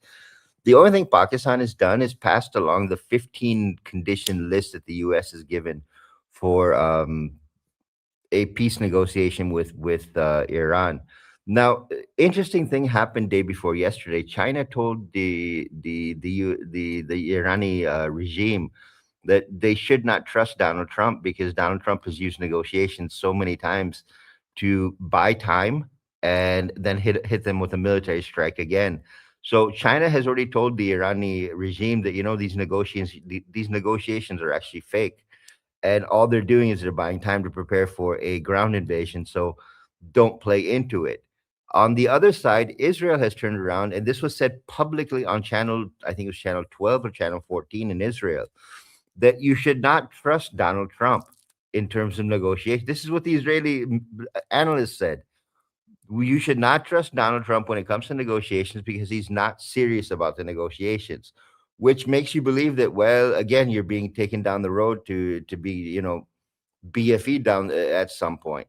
And this has put Iran in a very different position, because Iran is now saying, well, the US has played this game with us twice, where they said, well, let's negotiate.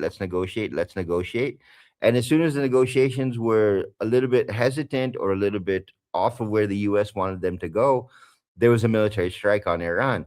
So Iran is also playing with past experience. They've been informed by other countries not to take this seriously. Today we had an interesting event, and I think it was around 10 o'clock in the morning Pakistan time that we were burning up the phone lines into the US and into the US embassy. Someone, and I'm not going to mention who it was, someone had decided they were going to carry out a decapitation strike on the Iranian foreign minister and on the leader of the parliament.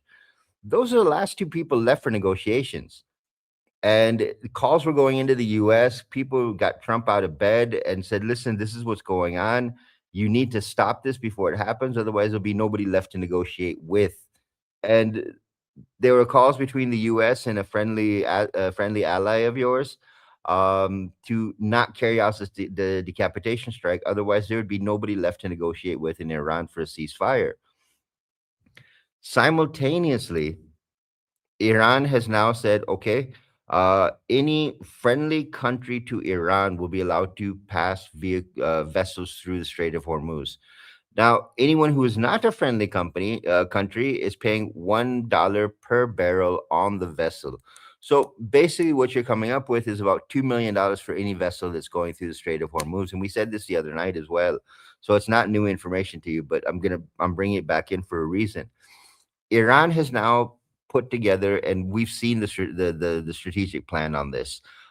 If the U.S. decides to go after the 3 islands in the Persian Gulf, and then turn around and go after Karg Island, Iran has said that we have the military and the weaponry to take control of the Bahrain coastline, the UAE coastline, and the Kuwaiti coastline. So we will have you boxed in from both sides. This again goes back to Iran's asymmetric warfare model. Things that people have not understood about the battle with the US is that Iran has been waiting for this for 47 years.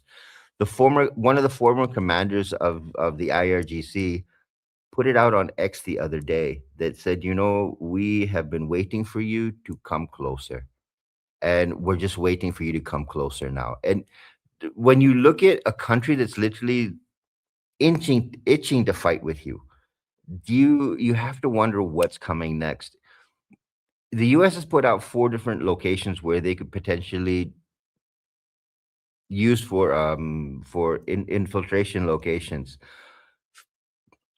3 of those locations are within the mountains, which would make it very difficult to infiltrate. One location is called Chabahar Port. It's very close to India. It's on the coast, away from the mountains, so you'd be able to infiltrate there. But the force reduction report that we saw, if you were to inject the 82nd Airborne and a Marine Expeditionary Force, they would only have enough weaponry and food to fight for 2 weeks before they would run out. And the battle that would start inside of Iran because of the interdiction or the invasion, you would see that they would not be able to survive those 2 weeks, meaning the body count would be very high, which would force the U.S. to put more forces in to deal with what's happening there. Now, a lot of people are going to ask the question, why does Iran have control of the Strait of Hormuz? They don't have control of the Strait of Hormuz, but they actually have the ability to shut down the narrowest pathway leading out of the Strait of Hormuz. When you look at the map, the Strait of Hormuz itself is 33 kilometers wide. 33 kilometers wide is the size of most medium-sized cities in the U.S.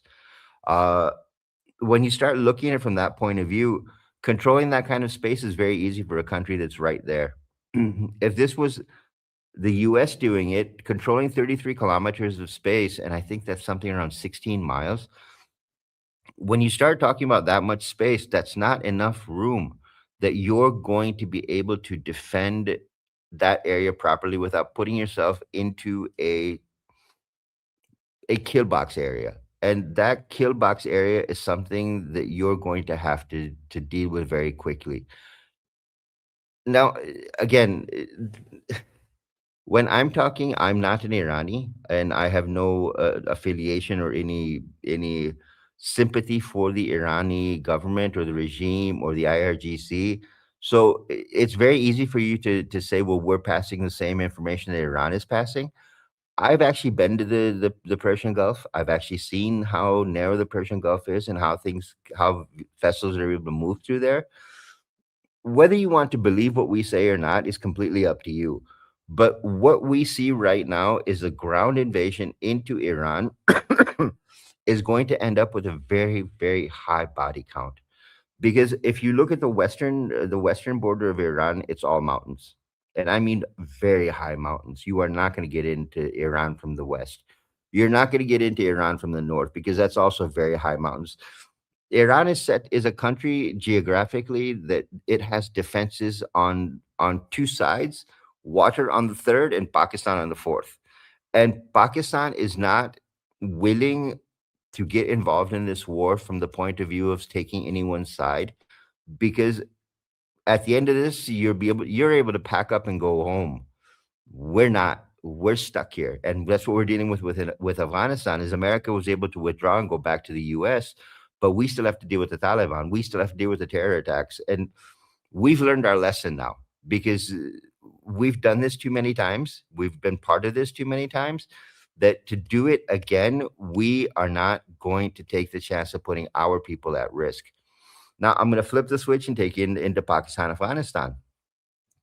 Last night, we were mapping out 4 different brigades and battalions of the quote-unquote Taliban army that are getting ready to invade northern Pakistan.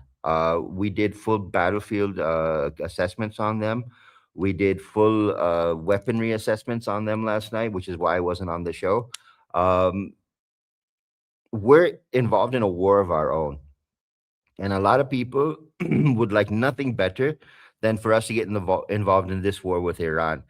And one thing you guys need to understand is your friends in India, who is a strategic ally of the United States and the United States military, is running their media very heavily against Pakistan being involved in negotiations for the U.S. You have to wonder whose side is India really on when they are telling a neighbor country who could be a support, who could be a asset or a negotiator for you, and they're beating us up and saying, well, you shouldn't get Pakistan involved. This should be India's role. This should be India's role. Well, India can't negotiate their way out of a wet paper bag. You have 23 insurgencies operating inside of India right now. 23 insurgencies operating inside of India right now, they cannot handle. How do you think they're going to handle Iran? Especially when the history of the Indian media is blasting Irani ministers, calling them names on live television, insulting them on live television. Who do you think is going to be able to negotiate? So you've got a big tussle going on here in the Indian subcontinent on who is going to deal with Iran. Today, we heard that the Turkish government have now turned around and they have stepped forward and said, we will negotiate with Iran. One, Israel's not going to accept that because Israel has a problem with Turkey. 2, Iran's probably not going to accept that because they know Turkey's relationship with the United States and how they position themselves. Number 3, you've got Laura Loomer, who's posting pictures and videos blasting JD Vance because, well, JD Vance shouldn't be the one negotiating with the Iranis. It should be all Jews that should be from the U.S. that are negotiating with the Iranis. I don't know where you're trying to find an off-ramp for Donald Trump, because Donald Trump is looking for a way to stop this war. The Middle East is looking for a way to stop this war. Pakistan is looking for a way to stop this war, because the escalation of this is very quick. We've moved very far up the escalation ladder. The next step is nuclear. You have no other option other than nuclear. We have seen bombing. We have seen everything go on. And we've got a map that I've been planning on doing an article on. We have a map of where the Irani missile cities are located. There are 86 missile cities inside of mountains. They are so far down in the mountains that even if you were to use a bunker busting bomb, you would not be able to damage them. This is how far the Iranians have gone in planning any kind of strike from any kind of conventional strike from a foreign country. The only way to solve this problem is to sit down at a table and work this out. And you have people that are trying to sabotage your negotiations with them to stop this war from going forward. Iran does not want to see any more damage. The US does not want to see any more damage, because now all you have left is infrastructure strikes. And once you start going after infrastructure, rebuilding that infrastructure will take billions of dollars. You cannot go that far. And all you're punishing, when you start hitting infrastructure, the only people you're punishing are the Iranian people, which takes you away from the actual mission you had, which was to weaken the regime, force them to step down, force regime change, force the IRGC out of power. As long as you contain this to military targets, you can continue to call it a military war. As soon as you start hitting infrastructure, this becomes a targeted attack on civilians, and you will lose support of Iranis inside of Iran, outside of Iran, that are standing by you from the point of view of killing off the regime. But when you start making it difficult for them to live, then they turn against you.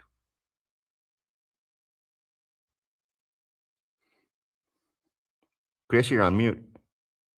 Shit. I got Jeff once tonight. Now you got me one. So we'll call it even, Steven. Let me get you up on the other stage here, Cleve.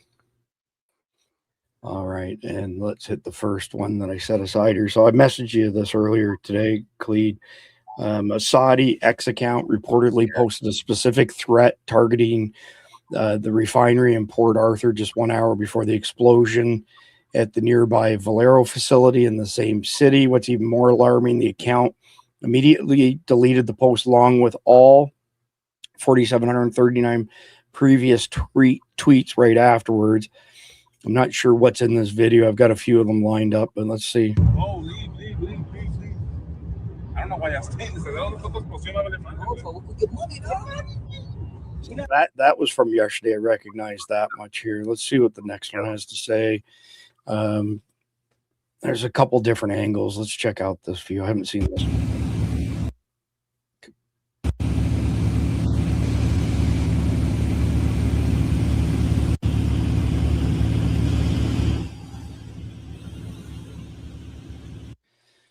Doesn't shed a whole lot of light there. Let's hear what Man in America has to say about this.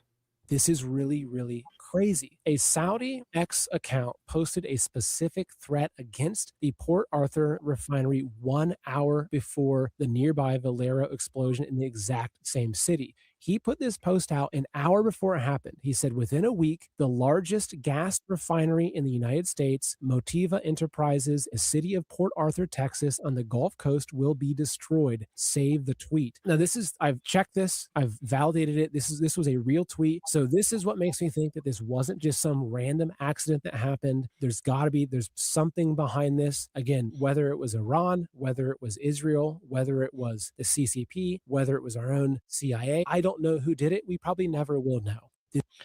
Well, let's just have a look at one more thing here, Cleve, before you comment on it. So, key details on production. The Valero Port Authority refinery, capacity of 435,000 barrels per day, processes heavy sour crude oil and other feedstocks into gasoline, diesel, and jet fuel, the kerosene type. Valero's own site lists jet fuel as one of its core products.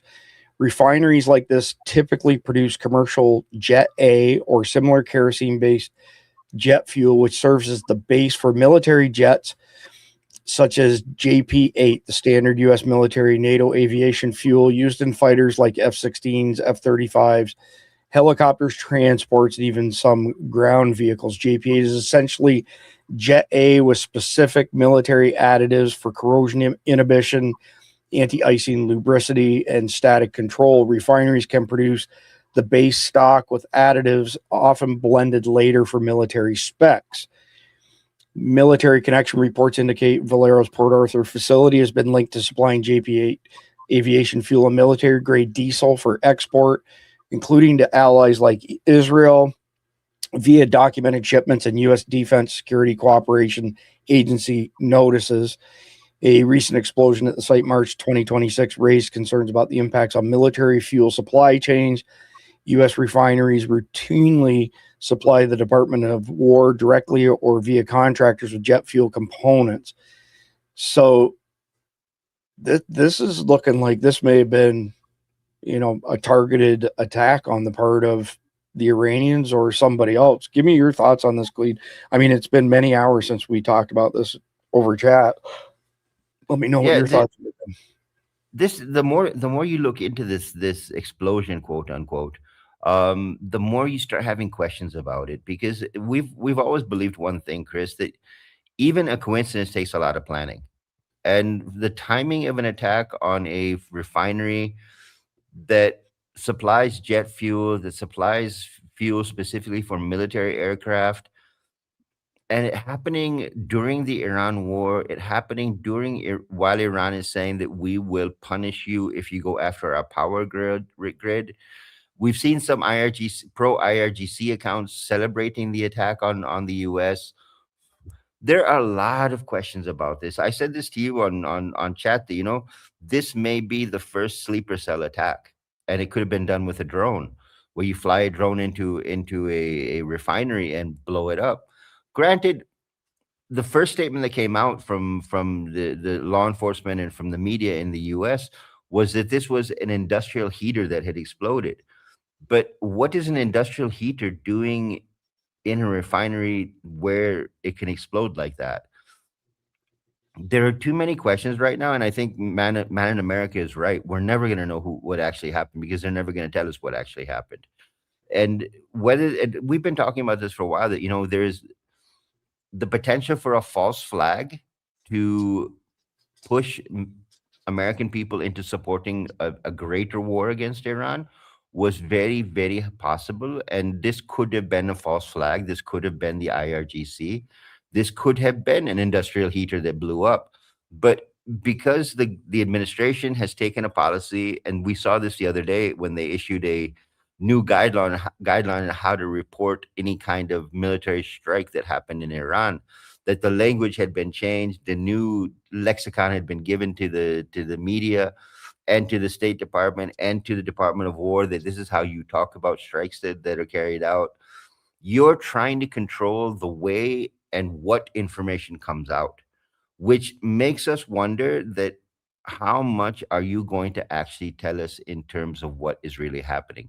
And if there is a terror attack tomorrow in the US, and God forbid if there's a terror attack in the US tomorrow, how are you going to package it? How are you going to sell it to the American people? Because there is a clear mentality now trying to coordinate who is told what and how they're told. And when that starts to happen, you need to be very concerned about what's really happening. Yeah, well said, Clede. Way to put a good point on it there. So I've got a few tabs open here related to MacDill over in Tampa. Bomb plot hits U.S. military base. A brother and sister are charged after a device was planted at MacDill Air Force Base, home to U.S. Central Command, as one suspect flees to China and the other is arrested for aiding the cover-up. 56 seconds. Just breaking moments ago, the FBI indicting a brother and sister in connection with the placement of an explosive device at MacDill Air Force Base in Florida. The FBI says Alan Zhang, who is believed to have planted the device, is currently in China. The device did not detonate, but minutes after the device was planted, a 911 call reported that a bomb had been placed on the base. When that phone call came in, no location for that bomb was in fact given in that 911 call. The device was found on the base 6 days later. Thankfully, no one was hurt. FBI Tampa also arresting the suspect's sister, and Mary Zhang, who is charged with accessory after the fact and tampering with evidence. No motive was given, but MacDill Air Force Base is the headquarters of U.S. Central Command. So just a couple more quick ones, Cleve, before you comment on this.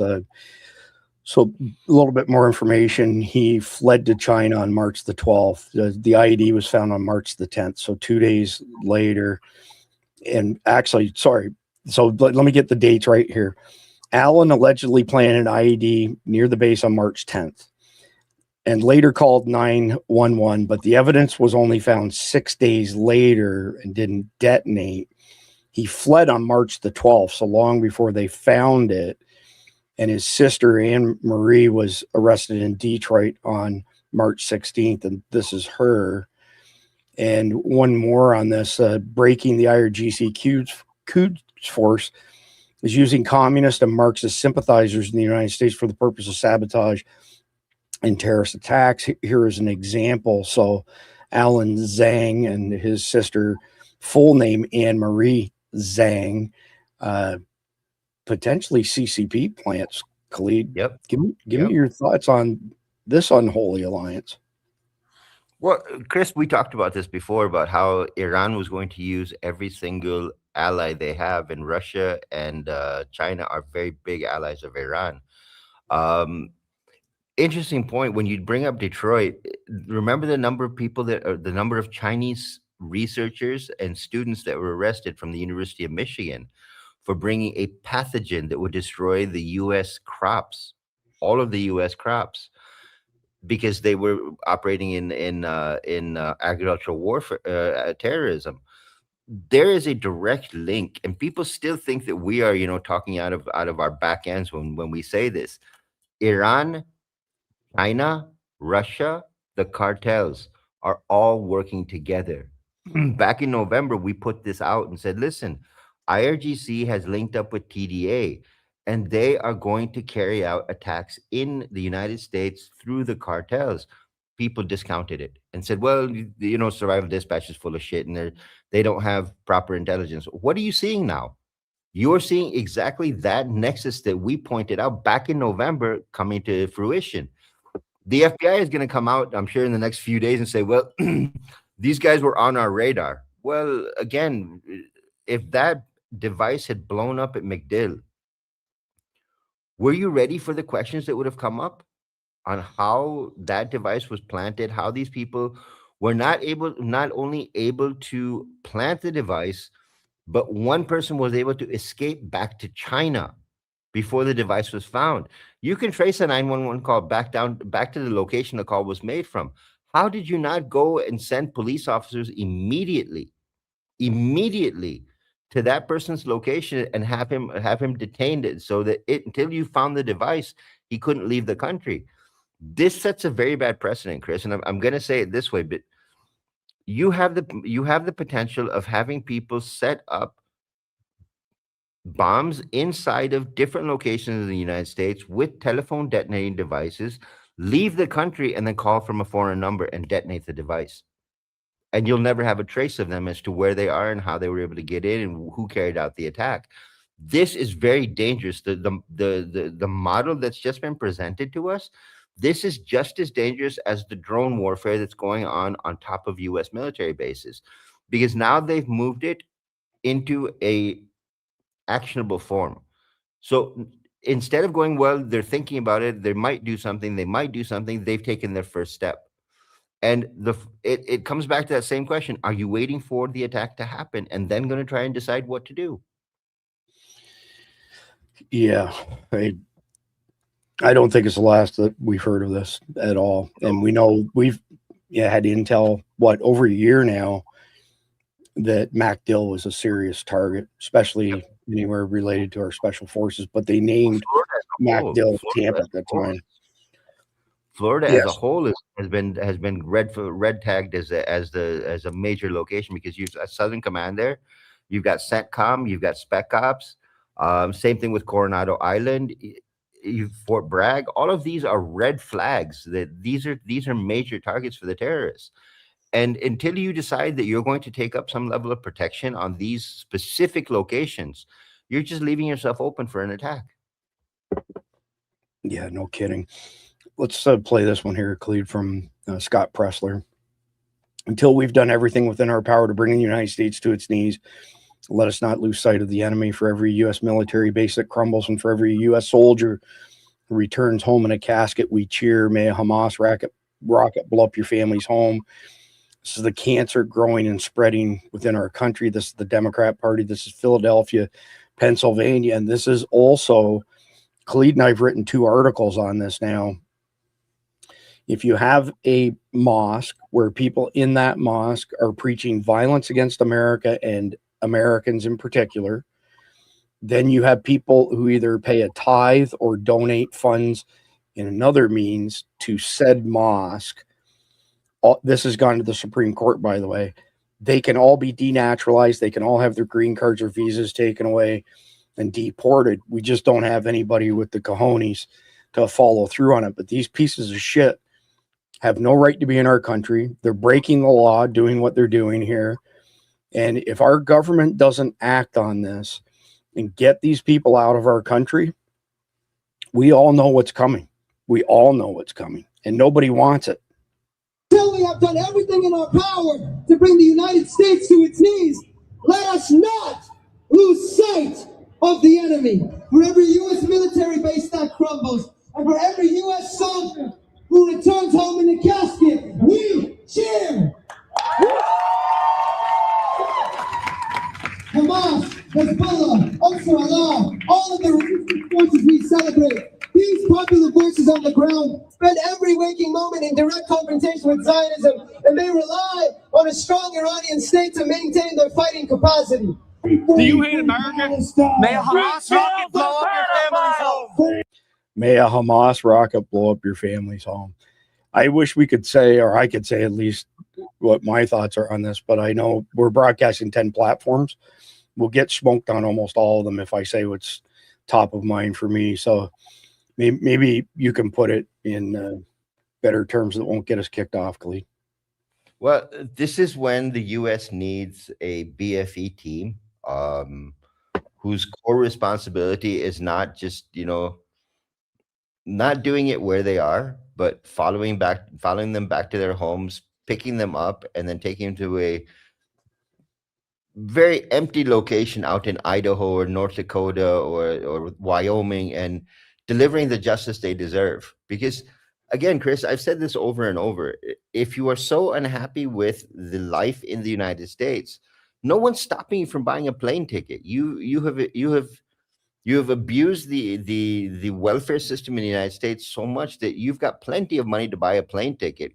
Go back to the damn country you came from and celebrate there, because you might find people that actually support you there. You will not find them on the streets in the United States because, again, you are inciting violence. You are inciting rebellion within the United States. How in God's name are you, is the police force so weak that they're not arresting you for hate speech against the U.S.? Again, the First Amendment protects you for saying you cannot yell fire in a crowded movie theater. These guys are yelling more than fire. They're talking about celebrating the American deaths. They're talking about celebrating U.S. soldiers dying. That's treason at a level. That's insurrection, obviously. You cannot allow this to continue unless you are part and parcel of the problem. So if you're not part of the solution, you are part of the problem. And that's where I see a lot of things going on now, is that the U.S. government has literally lit the fuse and said, okay, just let it burn. Let it burn, let it burn, let it burn until it explodes. And then we'll deal with it after that. Yeah, well, I mean, they're promoting illegal acts. And that's all it is necessary, all that it takes, I should say, to get them out of our country. And clearly nobody has the balls or the wherewithal to do that. Somebody in the chat asked, what platforms like Facebook, LinkedIn, YouTube, Twitch, Odyssey, Kick, X, Rumble, and so on. And there's more. There's 10 total. This goes out to 10 different places on purpose because, as Khalid and I know, many times, right in mid-speech, we've been kicked off of platforms because we said something that went against their, the bullshit narrative. So Facebook loves doing that more than anything else. Yep. X is just as guilty, though, to be honest with you. And so is CommieTube. Here's another one from Philadelphia, and this is not a brand new video, but it speaks to the same topic. This is not Gaza. This is not Iran. This is Philadelphia, United States of America. In a Muslim American society, MAS, Islamic school, young children are being taught to glorify jihad, martyrdom, and the murder of Jews. Listen to what they're singing and reciting on stage.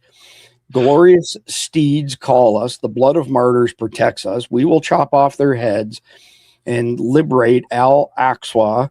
We will subject them to eternal torture. One little girl proudly asks, will Jerusalem be a hotbed for cowards? Another declares, we will defend Palestine with our bodies. MAS Philly is part of the Muslim American Society, which has 42 chapters across the United States. Their official mission: to convey Islam with utmost clarity and build a virtuous and just American society. Teaching American kids to become martyrs and chop off heads is not virtuous. It's grooming the next generation of jihadists on U.S. soil. This is insane, and it's happening right now in America. Share this. The denial has to end. 45 seconds.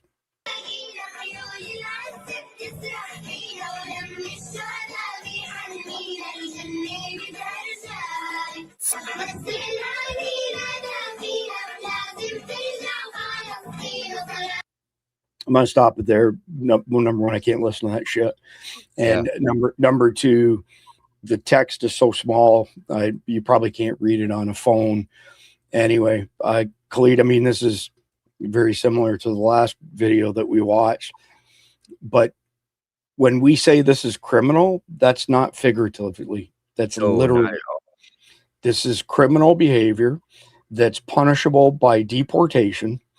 And I don't give a shit if one of these kids was born here or not. They are not citizens of the United States legitimately. And them and their parents, they all need to be thrown out of the country because, again, if it goes to the next level, it's nothing good for anybody. I don't know what you want to add to that, Khalid. Muslim American Society, or the Muslim American Society, is a branch of the Muslim Brotherhood. I'm going to come back and harp on that again. As long as you allow the Muslim Brotherhood to continue to operate within the borders of the United States of America, you are allowing the largest radicalization engine to continue to operate on your own soil. Marco Rubio needs to be asked 50 million times, why to this point have we still not seen the entire Muslim Brotherhood?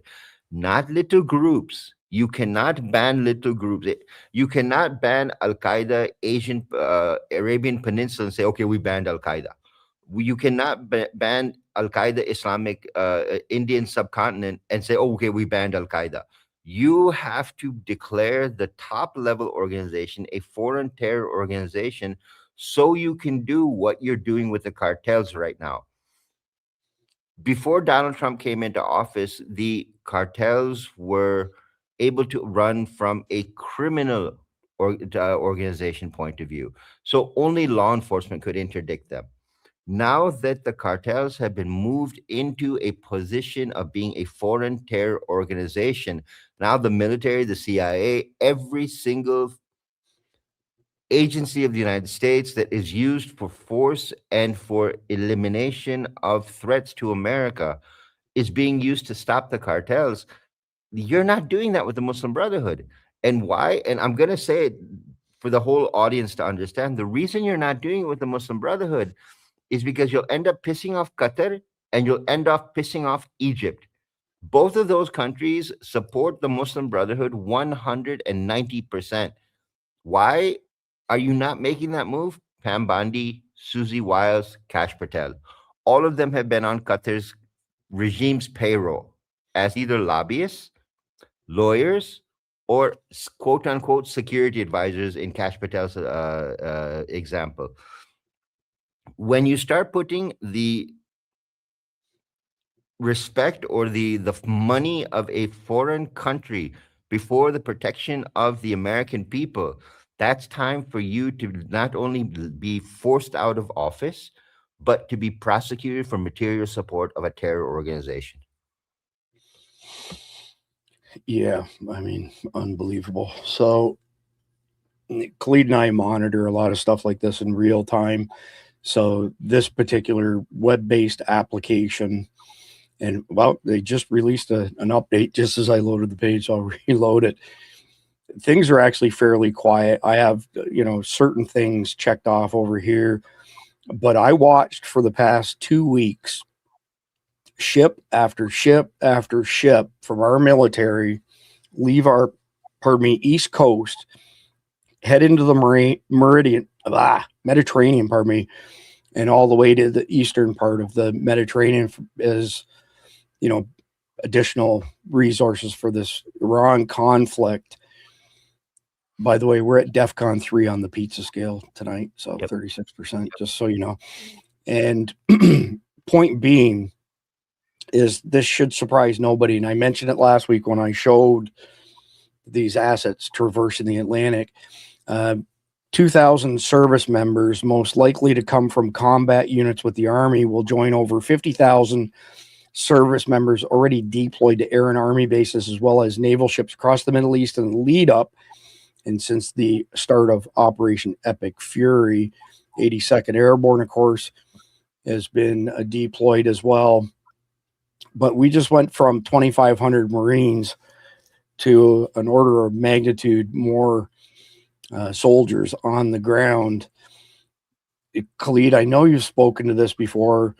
We've got a lot of new people. I want you to talk about Iran and how well fortified naturally the country is, with very inhospitable mountainous areas, and how they're dug in like Alabama ticks. And before you do that, just before I forget, so just spur of the moment, we've decided tonight during this broadcast, if you sign up for an annual membership to be a Guardian, $99.99 a year, I'm going to give you a free year on top of that. And Ro, who's part of our tech team, a very important part of our tech team, is then going to take everybody who signed up tonight and draw a winner. And you're going to get your choice of 4 big bags of Carnival beef, chicken, or pork. And he'll pay for it and have it shipped directly to you. So this all came, together as a spur of the moment, last minute thing when Ro mentioned it just before we went live. I saw somebody was pissed off earlier. Look, we didn't even plan this, so not cool getting pissed off at us when Ro was being so nice as to give stuff away. Go to survivaldispatch.news, sign up for the annual plan, $99.99.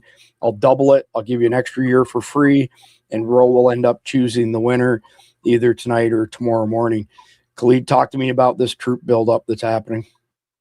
Well, the troop buildup is very concerning, Chris, because not only are you putting U.S. lives in danger, but you're going up against a country that, since they've been born, it's been ingrained in their mentality that dying for Iran is a blessing for them. It's an automatic ticket into heaven.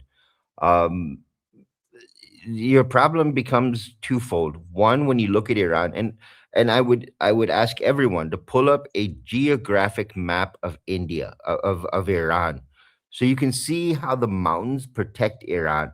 So coming in from Tajikistan, coming in from the Persian Gulf, coming in from Iraq, you're crossing mountains that you will literally be walking into kill boxes. The kill boxes are important from the point of view is that 3 sides of Iran are protected.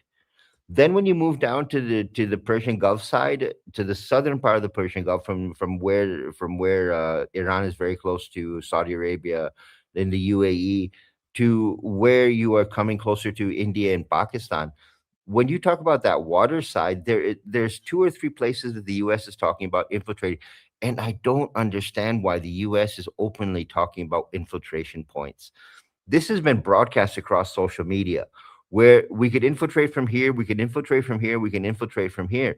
So you've given them the opportunity to set up and prepare for you to come in from those points. The best place the U.S. can infiltrate from is a place called Chabahar, Chabahar. It's a port that was built in collaboration with India. It is a very large port. That is the best infiltration point you have into Iran. But when you come in from that port, you're walking straight into machine gun fire. If you come in from the other two locations that are being talked about on social media, and this is again, the Pentagon has said these are our three locations. And if someone is part of the structure of the U.S. government, could you please pass this message to Pete Hegseth? Please stop talking so openly about where you're going to invade from and how you're going to invade, because you're just telegraphing your next move to the enemy. When you lay out the opportunities of where you're coming from, the 3 islands in the Persian Gulf, that should never have been made public. That is a violation of operational security that you could never, ever, ever change. You cannot be talking about these places like that so that they get ready to attack you. Iran has put together maps where we can hit these islands from these locations with these missiles, with these drones. They've prepared for you. You're walking into a meat grinder, and the Iranian military is not who you have to worry about. The Iranis, from one side, you have the Basij force, where we've written an article about these guys. You are talking well over 1 million fighters that are military trained, ready to fight, ready to die for Iran. Then you have the Iranian military. Then you have the IRGC. You are talking 3 layers of people you have to fight with just before you get to a point where you can take something. And if your intent is to take the uranium, not only Iran, but the IAEA has said that the uranium is buried under so much rubble that getting to that uranium means sacrificing lives after lives after lives after lives, because you're going to have to dig through rubble to get to it first. Number 3, the 86 underground missile cities that Iran has that you cannot destroy with a U.S. bunker-busting bomb should make you worried about attacking Iran from the air. Because all they're going to do is they're going to wait for your transport planes to fly over top, where you're going to drop paratroopers on top of Iran, and they're going to blow them out of the sky. Game over. End of invasion. There is a lot of thought process that is not being used right now at the Department of War, and these are things as a military consultancy, as a strategic planning consultancy for militaries. We have run our own force depletion reports. We have run every single simulation on how you could invade Iran, and we cannot find a way to invade Iran without sacrificing numerous lives going into Iran. This is something the U.S. needs to think very carefully about. This, and I said this the other night, you're talking worse than Vietnam. Talk to that, Khalid. I was looking for a good topographic map that wasn't, all blended together, and this one does a really good job. It's like a fortress. Yeah, and this is the biggest advantage that Iran has, is that you are talking about a fortress coming in. When you try and climb those mountains, and because we climb the mountains of Afghanistan when we cross into Afghanistan, you are, by the time you get to the top of that mountain, if you get to the top of the mountain, if there's snipers sitting on top of that mountain, you're never going to climb to the top. You're going to get caught in so much fire from the top that you're not going to be able to find places to hide. To cross across mountainous regions like this makes it almost impossible. You've got forces building up at Ramstein, and at Ramstein, they're looking at the map of Iran going, holy shit, how do we infiltrate this country? Chabahar is down where you see the phrase Litan comes straight down to the ocean. That's where Chabahar is, right on the tip of Iran and India. That is where Chabahar is. How are you going to get in across even those mountains? Those are very small mountains. How are you going to get across those as well? The other thing you're not thinking about when you're talking about invading Iran Iran and the Taliban have a very, very close relationship. What if the Taliban infiltrate and they decide, well, we've brought the US forces into Iran, let's go and take our revenge. Now we have and we wrote this this is in our upcoming counterterrorism report. You now have a NATOization of the Taliban.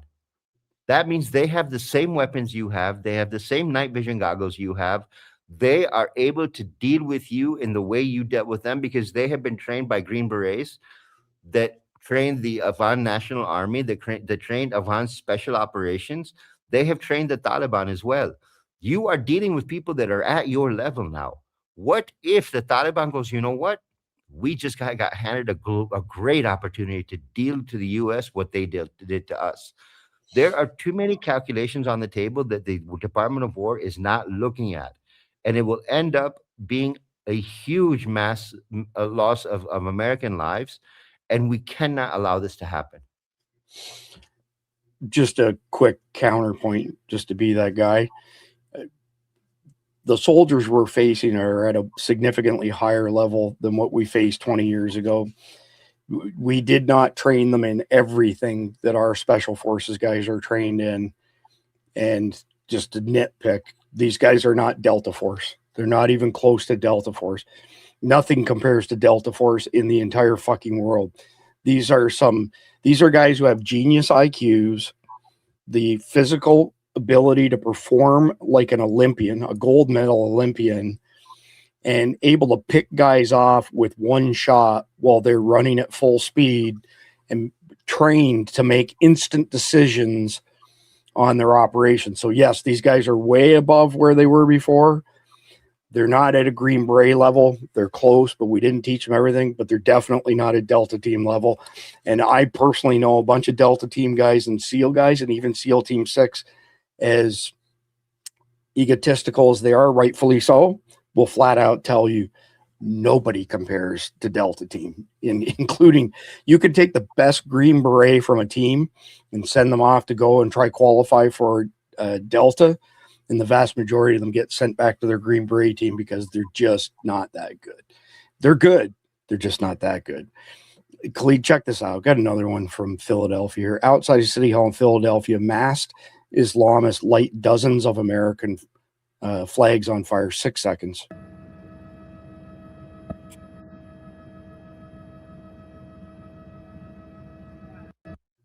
If we haven't done an audience poll here in a little bit, if you feel that that's grounds for BFE, like across the board, BFE, all of them, put a 1 in the live chat. Khalid, I'm assuming that you can get behind the BFE. Oh, yeah. Okay. Yeah. Without doubt. So Khalid puts the biggest number 1 in the live chat, but I'm watching to see who's responding here. I want you to talk a little bit about this, Khalid. The Pentagon has suggested seizing the Iran-controlled island of Abu Musa, located in the eastern Persian Gulf near the entrance to the Strait of Hormuz, roughly 40 miles from both Iran and the United Arab Emirates. Sources tell Axios. Let me pull this picture up. And all right, I'll turn it over to you there, Clean. Okay, first off, for the idiot that I just banned in the chat who said, do I really think the Pentagon identified the islands they're going to invade? What does that first line say? The Pentagon has suggested seizing the Iranian-controlled island of Abu Musa. I'm not talking out of my ass. What I'm repeating for you is stuff that we have actually credibly verified. Iran is not stronger than the U.S. military is. But when you talk about the sheer amount of numbers against numbers, you are invading a country with 50,000, 100,000, 200,000, 300,000 against an entire country's military that's based where they are, that are familiar with that landscape, that are familiar with everything that country can. Oh, we lost Khalid's audio. I'm guessing that he probably got bounced. His internet has been a little up and down. Hopefully he comes back on again. I'm going to move on while we wait and see. I have a feeling that he got bounced out of the studio. He'll be bounced back in. Glad to see all the ones in the live chat, by the way. So let me bring this next one up here. Pentagon confirms the U.S. has deployed uncrewed drone speedboats in operations against Iran for the first time. These boats are capable of surveillance or kamikaze-style strikes. The vessels known as GARC are now actively patrolling as part of Operation Epic Fury, despite prior setbacks in the Navy's unmanned fleet program. U.S. forces continue to employ unmanned systems in the Middle East region, including surface drone assets like the GARC. This platform in particular has successfully logged over 450 underway hours and more than 2,200 nautical miles during maritime patrols in support of Operation Epic Fury, Pentagon spokesperson Tim Hawkins said. Let's move on to the next one here. Tommy Robinson, who of course is here in the United States now. And I see Cleed just pop back in again. Cleed, go ahead and pick up where you left off. And when you're done that, I'll move back to this Tommy Robinson stuff. Now that's a first, man. So, for StreamYard to kick me off, that means somebody in the agency said, okay, shut him up, shut him up, shut him up. Look, we're not saying that the U.S. military isn't stronger than the Iran is. We're not saying the U.S. military cannot do this. But what you're walking into is a huge problem, a huge problem. And this is not something that you are going to be able to extricate yourself from as easily as people are saying in the U.S. Since the Iran war has started, Donald Trump has claimed 11 times that the U.S. has won the war against Iran.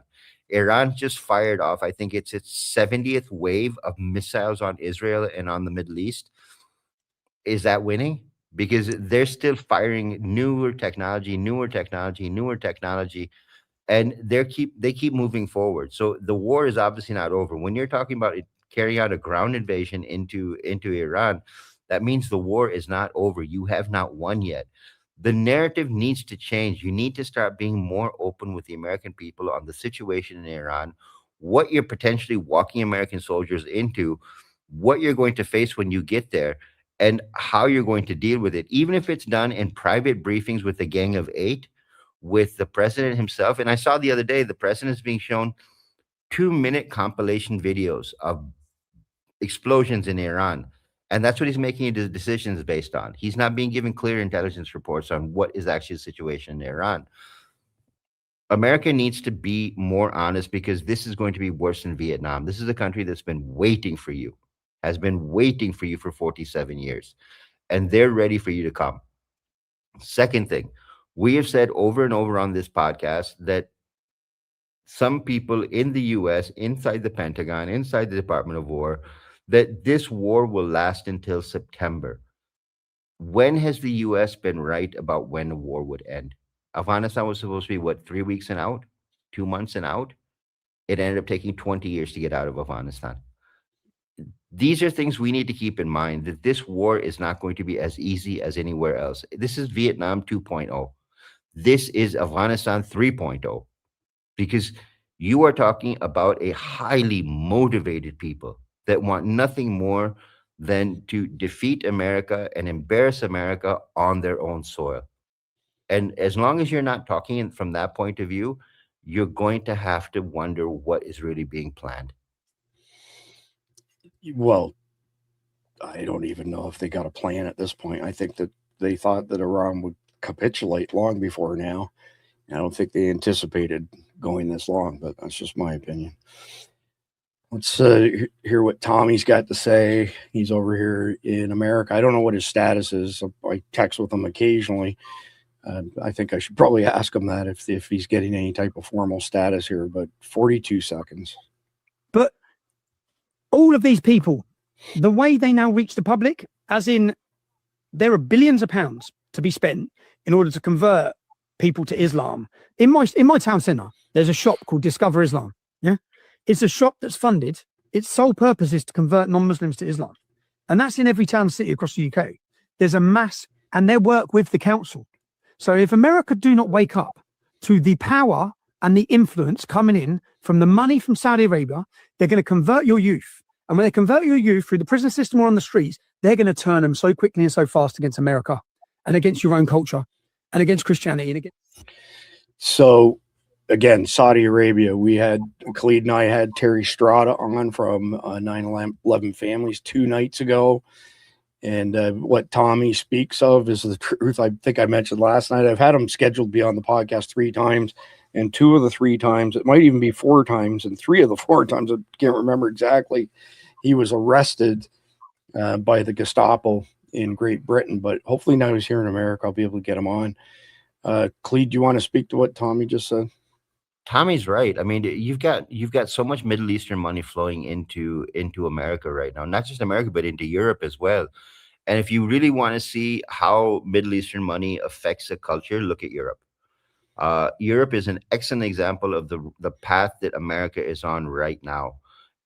From not being able to deport illegals, from not being able to arrest illegals, to having to give them citizenship, which is what Albania just did. I think 600,000 illegals they just gave Albanian citizenship to because they weren't able to get the courts to get behind deporting them. You are letting people into your country that don't belong there, number one. Number two, the Muslim Brotherhood has massive influence inside of Europe. The UK government belongs to the Muslim Brotherhood, hands down. My fear is the current Home Minister, Shabana Mahmood, who is a Muslim Brotherhood appointee. She is expected to become the next Prime Minister of the United Kingdom. If she becomes Prime Minister, that is you can mark the UK off of civilization. It will no longer be a civilized country anymore, because that will be the doorway that opens up to allow more Saudi money in, more radicals in, the idea of more asylum seekers being allowed into the UK to live in hotels on UK taxpayer money. All of this that we're seeing inside of Europe right now is what's coming to the US. And we keep saying this over and over and over. You want to see what's going to happen to you? Look at Europe, because that's what's happening. And Tommy's right. As long as you allow this money to flow into your country unchecked, unmonitored, unvetted, you are creating the opportunity for people to be converted to a radical form of Islam that will turn them into anti-US, anti-culture, and they will put the Muslim Brotherhood's ideology and manifesto into play to convert and destroy the United States of America. Yep, true story. True story. So let me go to the next one here, Khalid. And it is from Australia. Truckers in Australia are becoming stranded as many gas stations run out of fuel. Some estimates have 500 gas stations in Australia out of either diesel or regular gas. 36 seconds. I'm on a quarter of a tank. Been driving for about 500 kilometers. Not a drop of diesel anywhere.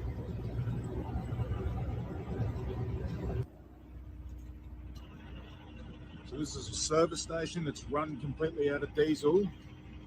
And these trucks here are all waiting.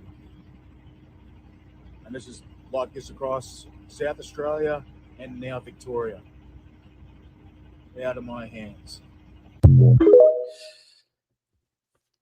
Khalid, tell me about, well, number one, this is a bullshit topic just based on the fact that they're fucking us over here as Americans by raising the price of our fuel when we get something like 3% of our fuel comes through the Hormuz Strait. Bunch of crooked ass motherfuckers. But the rest of the world does depend on a pretty significant amount of oil that comes out of the Strait of Hormuz. Why couldn't they see this coming, Khalid? Like this doesn't strike me that it would be particularly hard to predict based on past behavior. Well, if you look at when Donald Trump started talking about attacking Iran, you are talking at least 4 months ago. In 4 months, you could have built up a very large strategic base of your own of oil and fuel. The fact that everyone works on the just-in-time concept, that we'll order it when we need it, you weren't even thinking about what could potentially happen. And this goes to the same model in the US that we've talked about with the 9/11 2.0 attacks, that when it happens and no one's ready for it, no one's planned for it, that means there'll be no food. That means that your logistics system will collapse. That means that everything will go to shit. When that happens, you end up having a civil war over basic things, basic necessities. for lack of better way of putting this, you are literally walking yourself into a situation where you will not have an out. And when you get into, when you look at Australia, Australia is, their logistics system will collapse now. Once the logistics system collapses, there's no food, there's no basic necessities. Your manufacturing will stop, everything will stop, which means that Australia collapses. That is the first test case that America should be looking at, is to, well, maybe we should get another warehouse close by that we can stock up food, so at least our stores can continue to be able to provide basic necessities to the citizens. Even if you don't take that step, you need to be thinking from the point of view of fertilizer prices have gone up, cows are being culled, meat is being imported from Argentina and from Brazil. America is no longer producing its own sustainability. And when that happens, you have a huge problem waiting to happen, because all those countries depend on fuel coming out of the Middle East. And when that's not coming, then how do you get your ships there? How do you get your vessels there to supply your the infrastructure system in the United States? Yeah, good point. So here's another post on the same topic, Clede. Iran state-backed Fars news agency has released a target list of energy infrastructure within the United Arab Emirates that they plan to strike if the U.S. conducts a ground operation against the strategically and economically important Karg Island or any other Iranian territory. These include desalination plants, nuclear power plants, and other power hubs across the UAE. Where does Iran go after this, Khalid? Even if they pull off in Afghanistan, which wasn't a big deal in Afghanistan, let me use Vietnam as a better example. Even if they pull off a Vietnam type of result in the end, who in their part of the world is going to trust them?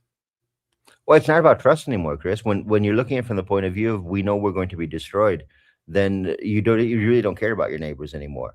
And the biggest thing you can hit in the Middle East is not power plants; it's desalination facilities, because there is no fresh water in the Middle East at all. So when you take out a desalination plant, within 2 weeks, there's no water. Wow. And when there's no water, it's game over. I mean, Kuwait is screaming about this right now, saying they took out our desalination plant. And because of that, because there is no fresh water anywhere available to us, we no longer have water. And it's the same thing that when the attack happened on Bushehr nuclear facility, the first country that got pissed off was not Iran, was not Russia, it was Kuwait. Because Kuwait went, wait a minute, you've just contaminated all the water that comes into our neck of the woods, which means even our desalination plants don't work anymore, because now it's nuclear contaminated and we can't drink it, we can't use it. So what do we use for water now? And the problem becomes that this becomes more of a strategic game. It's not about taking out electric supply. It's not about taking out the things that you would expect them to take out. They're going to take out the things that affect the lives of the common person. The first thing you can hit is a desalination plant. Yeah, I mean, things that many of us are not aware of and are just learning recently. I can't remember if you had joined us in time or not when we were talking about Barksdale in Louisiana, 2 weeks of drone attacks. They tried to take them down using various frequencies with zero success whatsoever. This is like a super important base. Like, yes. This is one of our top installations for deploying nuclear weapons.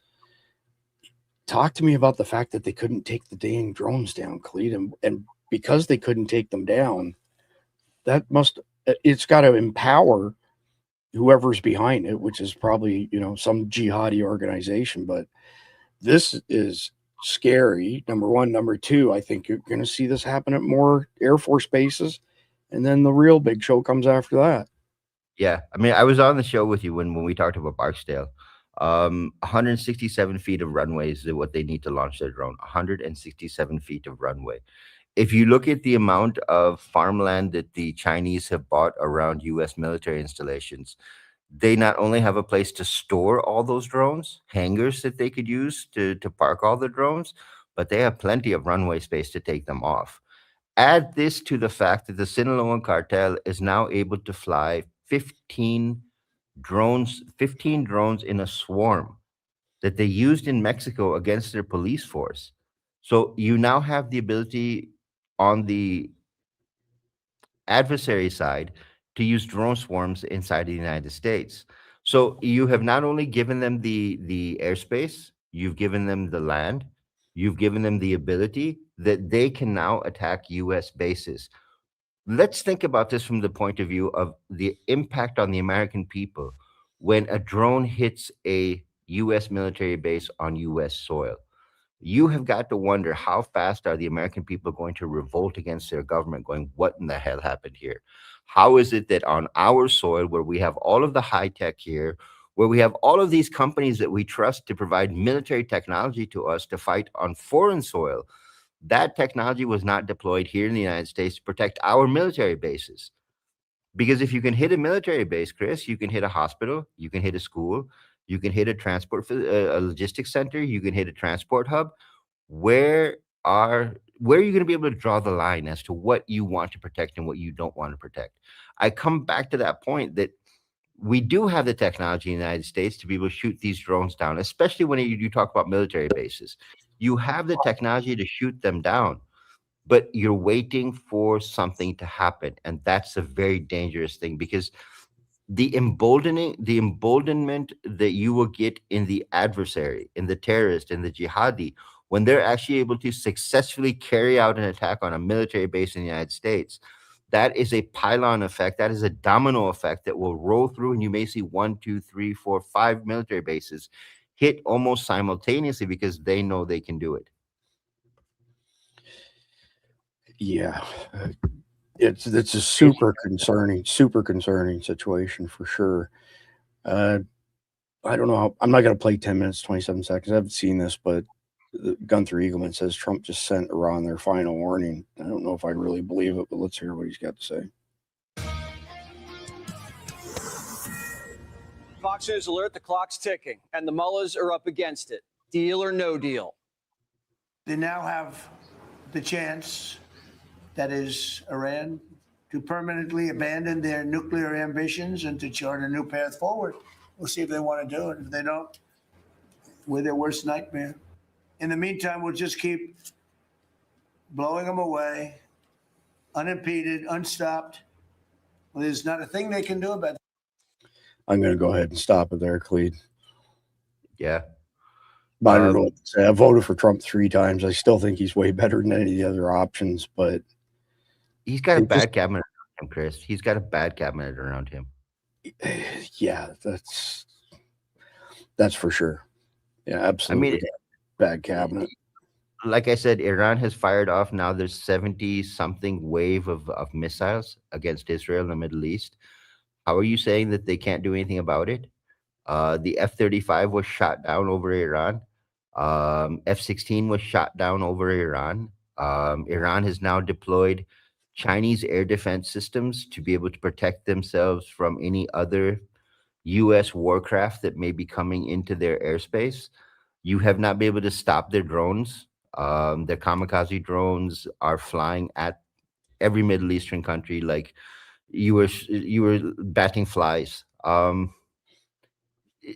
really wish that Donald Trump would stop and, pay attention to what's really happening rather than listen to what his advisors are telling him, because it's not what you think it is. The narrative that you're pushing to the American people is great, but as long as the internet exists, as long as social media exists, everyone's seeing what's really going on. And we've seen videos and pictures come out of Tel Aviv and out of Haifa. You've got another Gaza being created inside of Israel. And at some point, these are all going to be made public. And once they're made public, what argument do you have for continuing your presidency? Yeah, well, a couple quick things. Number one, the F-35 wasn't shot down. It took ground fire and made it back to base with some damage. Number two, the F-16 was absolutely not shot down. That video was from a flight simulator training game, and I determined that on my own. That's not from somebody else. I dove into it from an AI perspective, and it had some AI tells, but then there were some other things that weren't AI tells. I dug deeper into it, and it has all the signatures from an air simulator. So it just, for everybody out there, you got to be really, really careful what you take as gospel on X these days.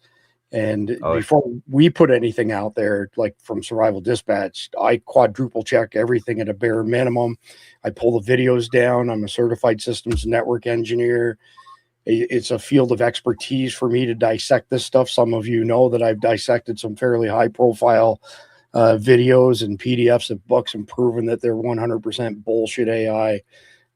Iran are the masters of putting out bullshit like that. Yep. So just keep that in mind, people, when you're reading stuff, to quadruple check stuff. I mean, if you're a Survival Dispatch Guardian, you get all of this information before everybody else, and it's 33 cents a day.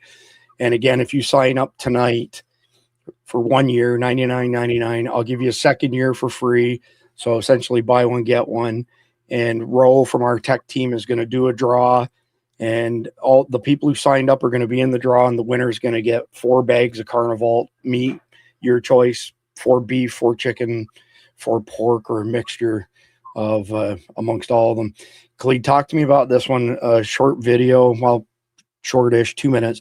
European Jewish sites face a wave of attacks. Authorities in Belgium, the Netherlands, Britain, France, and Germany are responding to rising anti-Semitic threats since February 28th. Officials say the pattern includes Iran-aligned networks, teenage recruits, Telegram coordination, and Jewish targets across Europe. Since February 28th, the day Operation Epic Fury launched, a pattern of anti-Semitic violence has been spreading across Europe that authorities in multiple countries are now treating as a coordinated threat rather than just a series of isolated incidents. In Antwerp, Belgium this week, 2 minors were arrested after a car was torched in the city's Jewish Diamond District, one of the most historically significant Jewish communities in Europe. Belgian prosecutors opened a terrorism investigation. An Iran-aligned group calling itself the Islamic Movement of the People of the Right Hand claimed responsibility via Telegram. Belgium has deployed soldiers to major cities to guard synagogues, Jewish schools, and community centers across the country. In the Netherlands, authorities foiled a planned attack on a building housing a synagogue and school in the town of Hemstede. 2 teenagers from Amsterdam, aged 14 and 17, arrested in the early hours of the morning after police observed activity consistent with preparing an explosion or arson attack. Both had been in contact with networks linked to pro-Iranian militant groups. Britain has also seen a sharp spike in anti-Semitic incidents since the war began. The Community Security Trust, CST, which monitors threats to British Jews, reported numbers running at multiples of their pre-war baseline. France has seen similar spikes. Germany has increased security at Jewish institutions in multiple cities. The shape of this across Belgium, the Netherlands, and the UK is consistent. Iran-aligned groups using the conflict as ideological cover, young recruits often in their mid-teens, encrypted coordination through Telegram, and targets selected for symbolic value rather than tactical significance. These aren't random acts of hatred. They're organized, networked, and accelerating. Israel's ambassador to Belgium demanded decisive action before this spirals further. The soldiers outside the synagogues, the teenagers are being arrested. The networks are still running. Khalid, give me your thoughts on Europe. Everything's unfolding as planned. I mean, we showed the video that Tommy Robinson confirmed was legit of the jihadis traveling from France into Great Britain. And it was essentially, a propaganda video, but a true propaganda video trying to drum up support. Europe's in deep trouble, man. And I'll tell you what, we probably won't rescue them this time like previous years. No, Europe has created a problem on its own. When you allow so many questionable countries that have terrorist backgrounds to allow their asylum seekers into your country without having any kind of background checks. And I saw this the other day. Germany was saying that, well, we now have a terrorism problem. And I went, wow, you just figured that out? With the sheer number of asylum seekers from Syria, Iraq, Iran, Afghanistan, Pakistan, Somalia that you've let into your country, you've just realized now that you have a problem. Europe is very slow on the uptake. We've talked about Germany, I don't know how many times on the show, where we've put up knife attacks on how close they are to the borders, and the level of immigrants in those countries on those borders. The problem you've got with Europe right now is that not only, I think it was December of last year when the intelligence reports came out that Hamas and Hezbollah had set up cells inside of European cities to target synagogues and Jewish schools and Jewish people outside of Israel. That has continued and continued and continued. And when you look at the radicalization process that goes on, when you take somebody and drop them into a Discord channel, from the Discord channel, you start radicalizing them, you connect them with IRGC or ISIS or with Al Qaeda, and they take the anger and the need for some kind of action to be taken against these people in your country, you escalate very quickly to an attack. And I keep repeating this over and over, that from the time you are first encountered by and what we call them is virtual handlers, when you are first encountered by a virtual handler to the time you are ready to carry out an attack is 20 days. Think about how fast attacks can be carried out inside of Europe or the United States when it's a 20-day cycle period to move someone from normal to ready to attack. Yeah, it's astonishingly fast. And we've been pounding away on it for a couple of weeks now, trying to make sure we have tons of awareness around it. Check this out. This is the first I've heard of this, Clete, so I'm dying to hear what your thoughts are. I'm going to play the video first. When I say options, I think it's important the American people know options for what? And it's options to ensure that Iran never has a nuclear weapon. You talk about people who walk into a crowded supermarket and have a vest on, and they blow up the vest and a couple of people get killed, and that's a terrible tragedy. What happens when what's on the vest is not something that can kill a couple of people, but can kill many, many tens of thousands of people? That is the most important American national security objective that exists for any administration at any time, is you don't want the worst people in the world to have a nuclear weapon. That's why the president is doing this. That's why the president cares so much about this particular issue. So the insinuation on Vance's part, by the way, and a lot's been written about this today, is that Iranian jihadis have suicide vests that have a nuclear component to them. I'm assuming it's probably a dirty bomb where conventional explosive spreads some, radiological material as opposed to a fission or thermonuclear bomb. But maybe go ahead and provide some clarity. Clete. It is dirty bombs. Like I said, I think it maybe a week ago on the show, a lot of Irani, and I use this term very hesitantly, professionals that are involved in hospitals are taking radiological material out of X-ray machines and out of other hospital machinery and passing that across to jihadis. Once that's passed to a jihadi, you have a basic element to create a very small dirty bomb. When you use that in a shopping mall, in a school, in a supermarket, and you stand, for example, right next to the doors and you detonate, not only have you blocked off the exit for people to get out, but you've allowed a dispersion method for that radioactive material to spread over people. This is not something that J.D. Vance is talking from a very light point of view. The problem is that the U.S. national security establishment has still not taken the suicide vest to be serious, because there hasn't been one detonated in the United States yet. Are you waiting for it to happen? Are you waiting for that dirty bomb to blow up someplace in a shopping mall, in the Mall of America, for example? Are you waiting for someone to blow one up in front of Southern Command? What is stopping you from doing something about it? I said this back in our hospital threat assessment on the back in May of last year, that you need to start paying very close attention. I was talking to the U.S. government. You need to start paying very close attention to the people that are doing labor work on your critical devices, because those things can be used to contaminate, for lack of a better word, an entire population of people within one location. I mean, let's look at it really simple, Chris. If you were to walk into a shopping mall, not carry a bomb, but lock all the doors, stand at the doors with a weapon, and then blow up something inside the HVAC system, have you not just killed everybody inside there? Yeah, I want to clarify this for people what a dirty bomb is. A dirty bomb is not a nuclear warhead. It's not fission style or thermonuclear, which is fusion style, and far more powerful. It's using a conventional explosive to spread radiologic material. So, for example, if somebody set off a dirty bomb on top of a building, it would spread typically, as an average, would contaminate about 3 square blocks. And even inside that 3 square blocks, as far as deaths are concerned, it wouldn't look anything like a thermonuclear or even a fission style warhead. It's still a bad thing, but more than anything, Clee can speak to this. It's the psychological impact. Oh my God, somebody let off a nuclear dirty bomb without understanding the tech behind it. It's that psychological damage.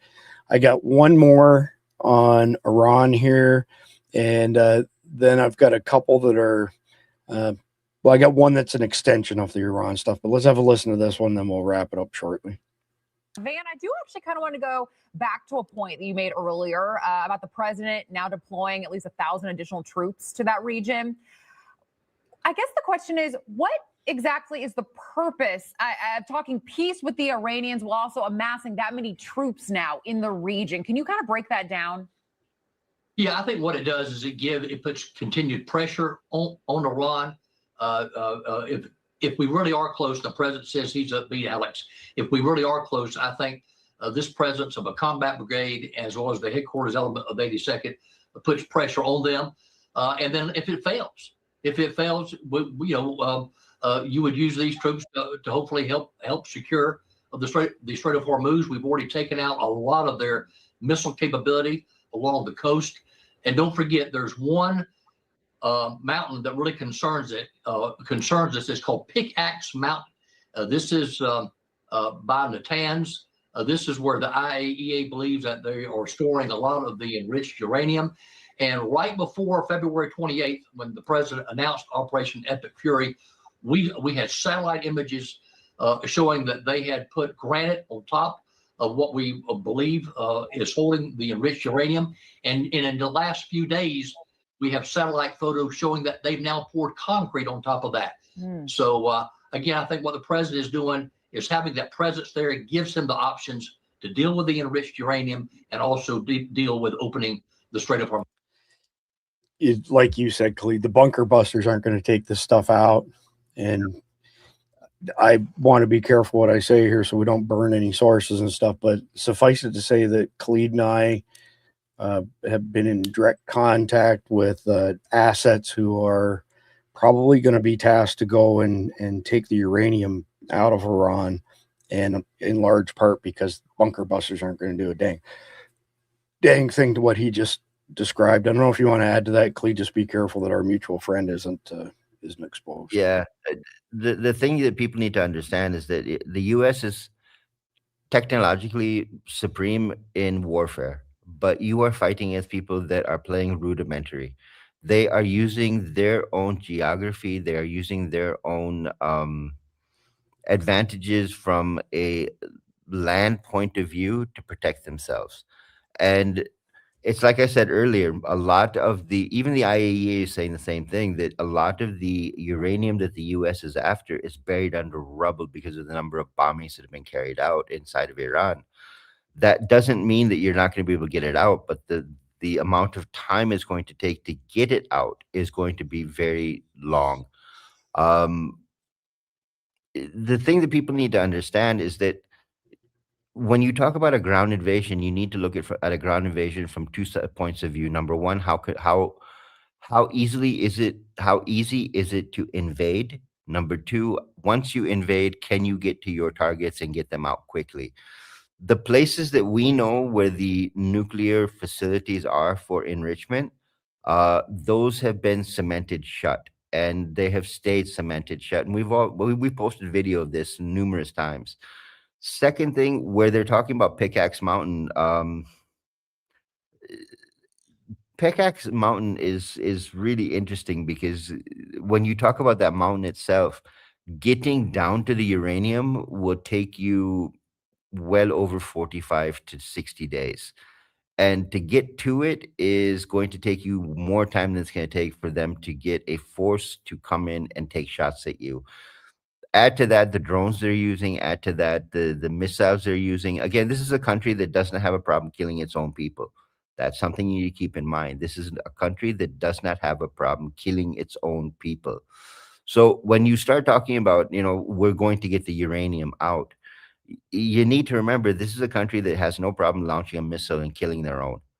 They've killed in the protest right before the U.S. launched the attack on Operation Epic Fury. They killed hundreds of thousands. Well, sorry, not hundreds of thousands. They killed thousands of their own citizens because they stood up against the regime. What makes you think they're not going to do it again? Yeah, many tens of thousands, right? I mean, it's the numbers I've heard just since this thing started is around 90,000 Iranians killed by their own government or the IRGC, whatever. So this next one here is directly related to the Iran situation. I'll explain, and then Clee can chime in as well. So flock safety camera pointed at a playground, not even near a roadway. It was never about license plate tracking, and this is in Manassas, Virginia. So how does this relate to the Iran situation? Well, not last week, but the week before, we spent an entire week trying to hammer home that the powers that be are looking for an event for them to flick the switch on Patriot Act 2.0, because people will be begging, think the mask people, the mask Nazis, they will be begging the government to take away their civil liberties to save just one life, okay? And this is a big part of it right here. These flock cameras are bullshit. We're living in 1984. Great Britain has already fallen. Now we're getting these dang things all over the place. I personally think that it's an egregious violation of our Fourth Amendment rights. But either way, the event is the trigger for the globalists to basically put their system in place. 15-minute cities. Why 15-minute cities?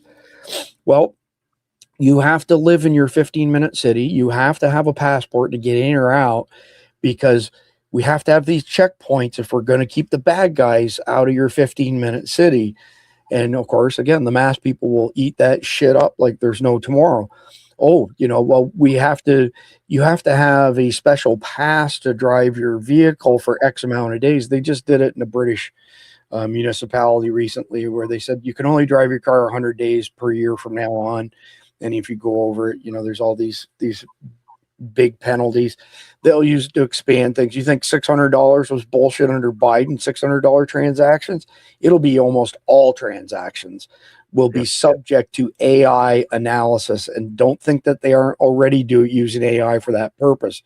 So I'm using this as an example of when you stop and think about why the feds have not passed on valuable information to the fusion centers and then the state, county, and local law enforcement agencies, the answer is getting really, really clear, because they want the event to happen, just like Pearl Harbor.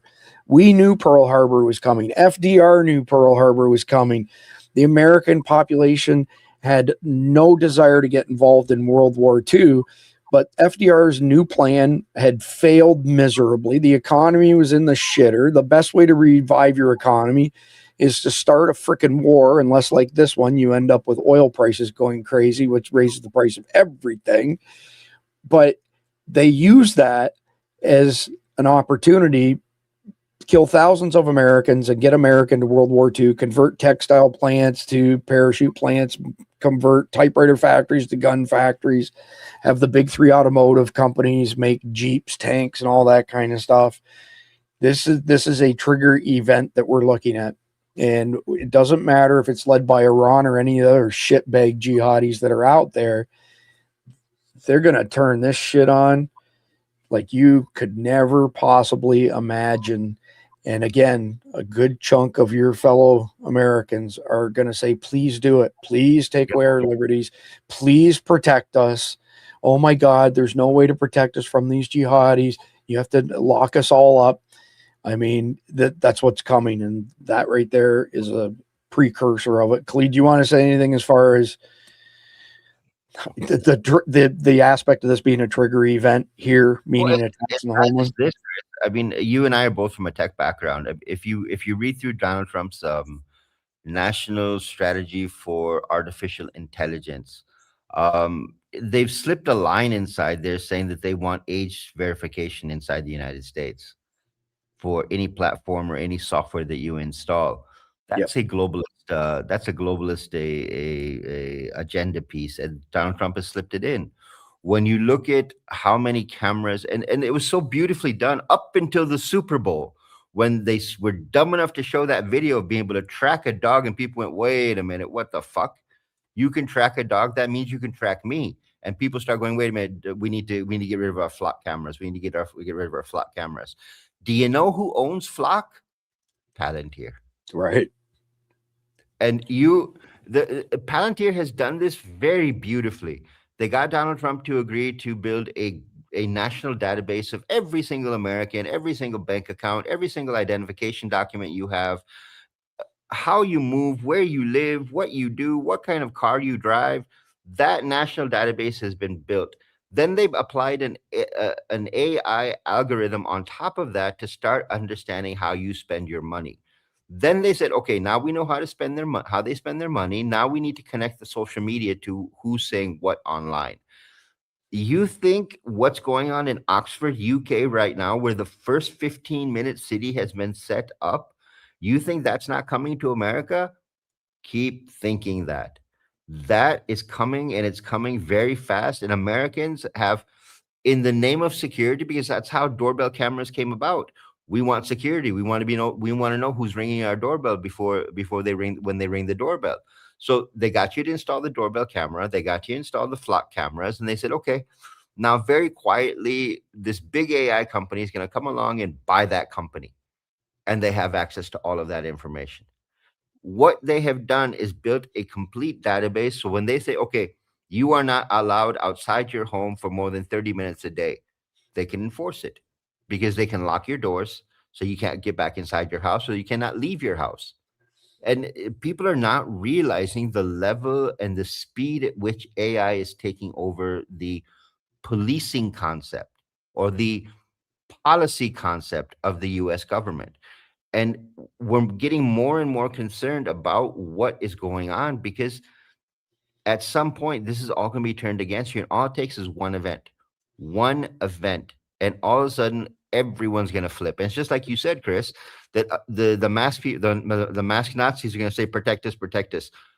The government that knew these threats existed was not protecting you to begin with. What makes you think they're going to protect you once the event happens? Yeah, 100%. So I got one video left to play, and it's because ever since I acquired Survival Dispatch, I've been pounding on being gas station ready. It's a figure of speech. It doesn't just mean at the gas station, although gas stations and convenience stores are both top 5 areas to be accosted here in America. Constantly trying to remind people to put down their weapon of mass distraction. I saw a video of a murder at a gas station here in Florida a couple of days ago, and this guy standing in between the pump and his car, Khalid, and he's got it on, filling it automatically, and he's fucking around with his phone. And this guy walked around the other side of the gas pump, came up behind it, put the gun to the back of his head at point blank range, and blew him away. And if the guy had been paying attention, he would have seen him walk by him and circle around. This is why, just some basic information for y'all, we've published a lot of content on being gas station ready. The way I do it is I'm watching everything around me. I get the gas going. I walk away. I'm 20, 25 feet away, and I'm watching what everybody's doing in all directions. If we're interstating and we're stopped somewhere that's not home for fuel, I'm open carrying. It's literally saved us a number of times where people have looked at me carrying and then whispered to each other. You can tell what they're doing and pointing. let's just suffice it to say that we were the whitest people probably within quite a range. And you got to be gas station ready. So this one here, this guy's, got the balls bigger than the brain syndrome, thankfully. Otherwise, this lady may not be here today. When road rage goes way too far, this Texas man threatened a woman with a machete during a road rage incident. Texas reporting over 1,000 road rage cases annually per AAA data, often involving weapons. Check this out. Let me just pause by saying, I would say that most of us, you know who I'm talking about, real Americans, TM Randy Nance, if we were in Texas or Florida and this happened, would not have ended the way that it ended. Not even close. You see what he's got? He reached under the seat of the back seat and pulled out a machete.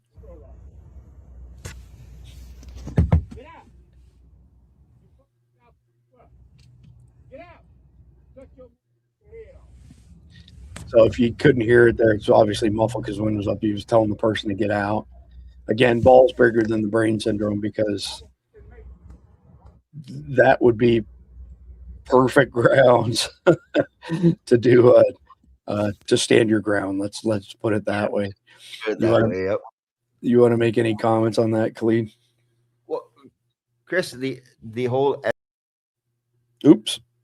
Sorry, need for start again. I wanted to get us over to this screen so people can see a little bit more. Sorry, go ahead. The whole over medication of the American public has made people more willing and able to do these stupid things. What they forget is there are some people that are not medicated, and they think over medicated. Yeah, they think from the point of view of protecting themselves rather than cowering behind a police officer or someone coming along to save them. And to be honest, if that had happened here, and it has happened here, an ambulance was called afterwards, and they had a body to pick up. It wasn't me that was dealing with the problem. The other thing people need to pay attention to is when you're out on the road, when you see a suspicious vehicle, keep it in your rearview mirror, keep an eye on it so that you know what it's doing, if it's following you or not. Because some people will pick you off on the road and realize that you're traveling alone, and then they will just look for an opportunity. So keep your wits about you. Stop being so focused on your phone. Stop being so focused on what's going on around you, and keep one eye on that rearview mirror to keep an eye on vehicles that are around you that have suspicious people that may be tailing you. It's not very difficult to do, and once you start becoming more aware of it, you'll start picking them off a lot quicker. Get to the point of protecting yourselves, because no one's coming to save you, and on the road there's no one that's going to save you. True story, Clete. True story. So that's it for tonight's episode. We'll be back tomorrow evening, same time, 7 p.m. Eastern, with the next episode in our long war series, Soft Targets Everywhere. The theme is essentially escalating homeland threat environment as global conflict spills into domestic security. If you're serious about staying ahead of the threat environment, join us inside SDN Guardians. Real-time intel, direct access to Clete and me, and alerts that matter for less than a cup of coffee a week, 33 cents a day. Other than that, don't forget tonight's promo that came out of nowhere, thanks to Roe. If you sign up for an annual membership tonight, I will tack on a second year for free. Go to survivaldispatch.news to sign up. And then Roe, who's part of our tech team, is going to draw from all the people who joined tonight to give away 4 large bags of the Carnival, this size here.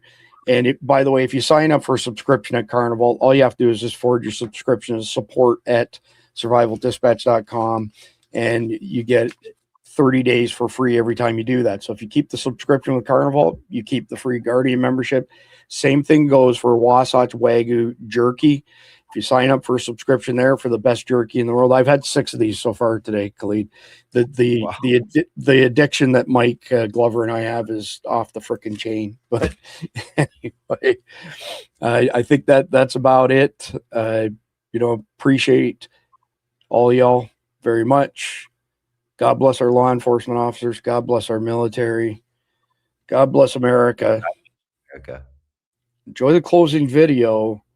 It's a long one, and it speaks to what we just ended on as far as the cabal taking complete control of America and the Western world. Thanks, y'all. Attention all you rule breakers, you misfits and troublemakers, all you free spirits and pioneers, all you visionaries and nonconformists. Everything the establishment has told you is wrong with you is actually what's right with you. You see things others don't. You are hardwired to change the world. Unlike 9 out of 10 people, your mind is irrepressible, and this threatens authority. You were born to be a revolutionary.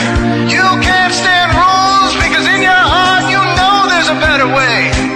You have strengths dangerous to the establishment, and it wants them eliminated. So your whole life you've been told your strengths were weaknesses. Now I'm telling you otherwise. Your impulsivity is a gift. Impulses are your key to the miraculous. Your distractibility is an artifact of your inspired creativity. Your mood swings reflect the natural pulse of life. They give you unstoppable energy when you're high, deep soulful insight when you're low. Been diagnosed with a disorder? That's society's latest way to deny its own illness by pointing the finger at you. Your addictive personality is just a symptom of your vast, underused capacity for heroic creative expression and spiritual connection. Your utter lack of repression, your wide-eyed idealism, your unmitigated open mind. Didn't anyone ever tell you? These are the traits shared by the greatest pioneers and visionaries, innovators, revolutionaries, procrastinators, and drama queens, activists on the social scene, space cadets, and mavericks, philosophers, and derelicts, business suits flying fighter jets, football stars and sex addicts, celebrities with ADD, alcoholics who seek novelty, first responders, prophets and saints, mystics, and change agents. We are all the same, you know, 'cause we're all affected by the way. We are all the same, you know, 'cause we're all attracted to the flame. You know in your heart there's a natural order, something more sovereign than any man-made rules or laws could ever express. And this natural order is called the way. The way is the eternal substrate of the cosmos. It guides the very current of time and space. The way is known by some as the will of God, divine providence, the Holy Spirit, the implicate order, the Tao, reverse entropy, light force. But for now, we'll simply call it the way. The way is reflected in you as the source of your inspiration, the source of your passions, your wisdom, your enthusiasm, your intuition, your spiritual fire, love. The way takes the chaos out of the universe and breathes life into it, giving it divine order. The way, when expressed by the mind, is genius. When perceived through the eyes, is beauty. When felt through the senses, is grace. When allowed into the heart, is love. Most people cannot sense the way directly, but then there are the wayseers, the keepers of the flame. Wayseers have an unexplainable knack for just knowing the way. They sense it in their very being. They can't tell you why or how they arrived at the right answer. They just know it in their core. They can't show their work, so don't ask. Their minds simply resonate with the way. When the way is present, so are they.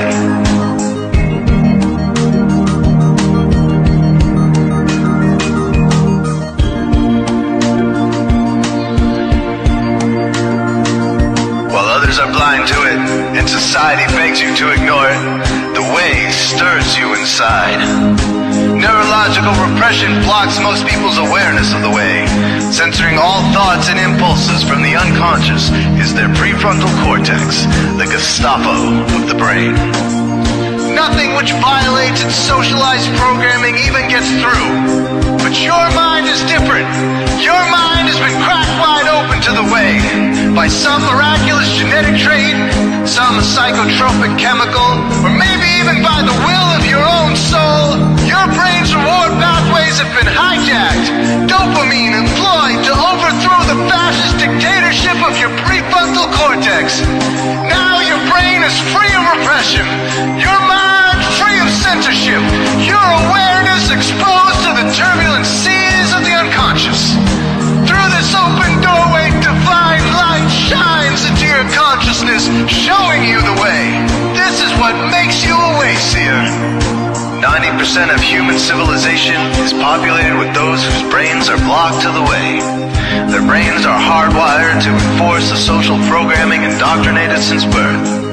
Unlike you, they cannot break out of this programming because they have not yet experienced the necessary revolution of mind. These programmed people take social institutions and rules very seriously. Society is full of games programmed to keep people's minds occupied so they will not revolt. These games often cause sick fixations on peculiar protocols, power structures, taboos, and domination, all subtle forms of human bondage. This distinct form of madness is not only tolerated by the masses, but insisted upon. The programmed ones believe in rules so forcefully, they become willing to destroy anyone who violates them. Wayseers are the ones who call their bluff. Since wayseer minds are free to reject social programming, wayseers readily see these social institutions for what they are, imaginary games. Wayseers comfort the disturbed and disturb the comfortable. Helping those who are lost in these games and refuse to help themselves is the calling of many wayseers.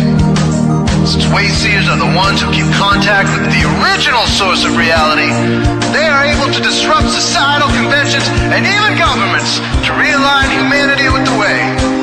The wayseers are an ancient lineage, a kind of priesthood, carriers of the flame, ones in the know. There must always be wayseers to reform the dizzying, psychotic, spinning wheels of society.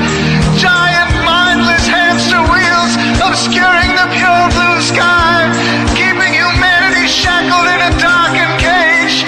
So wayseers are called to shed light on the madness of society, to continually resurrect the timeless, transcendent spirit of truth.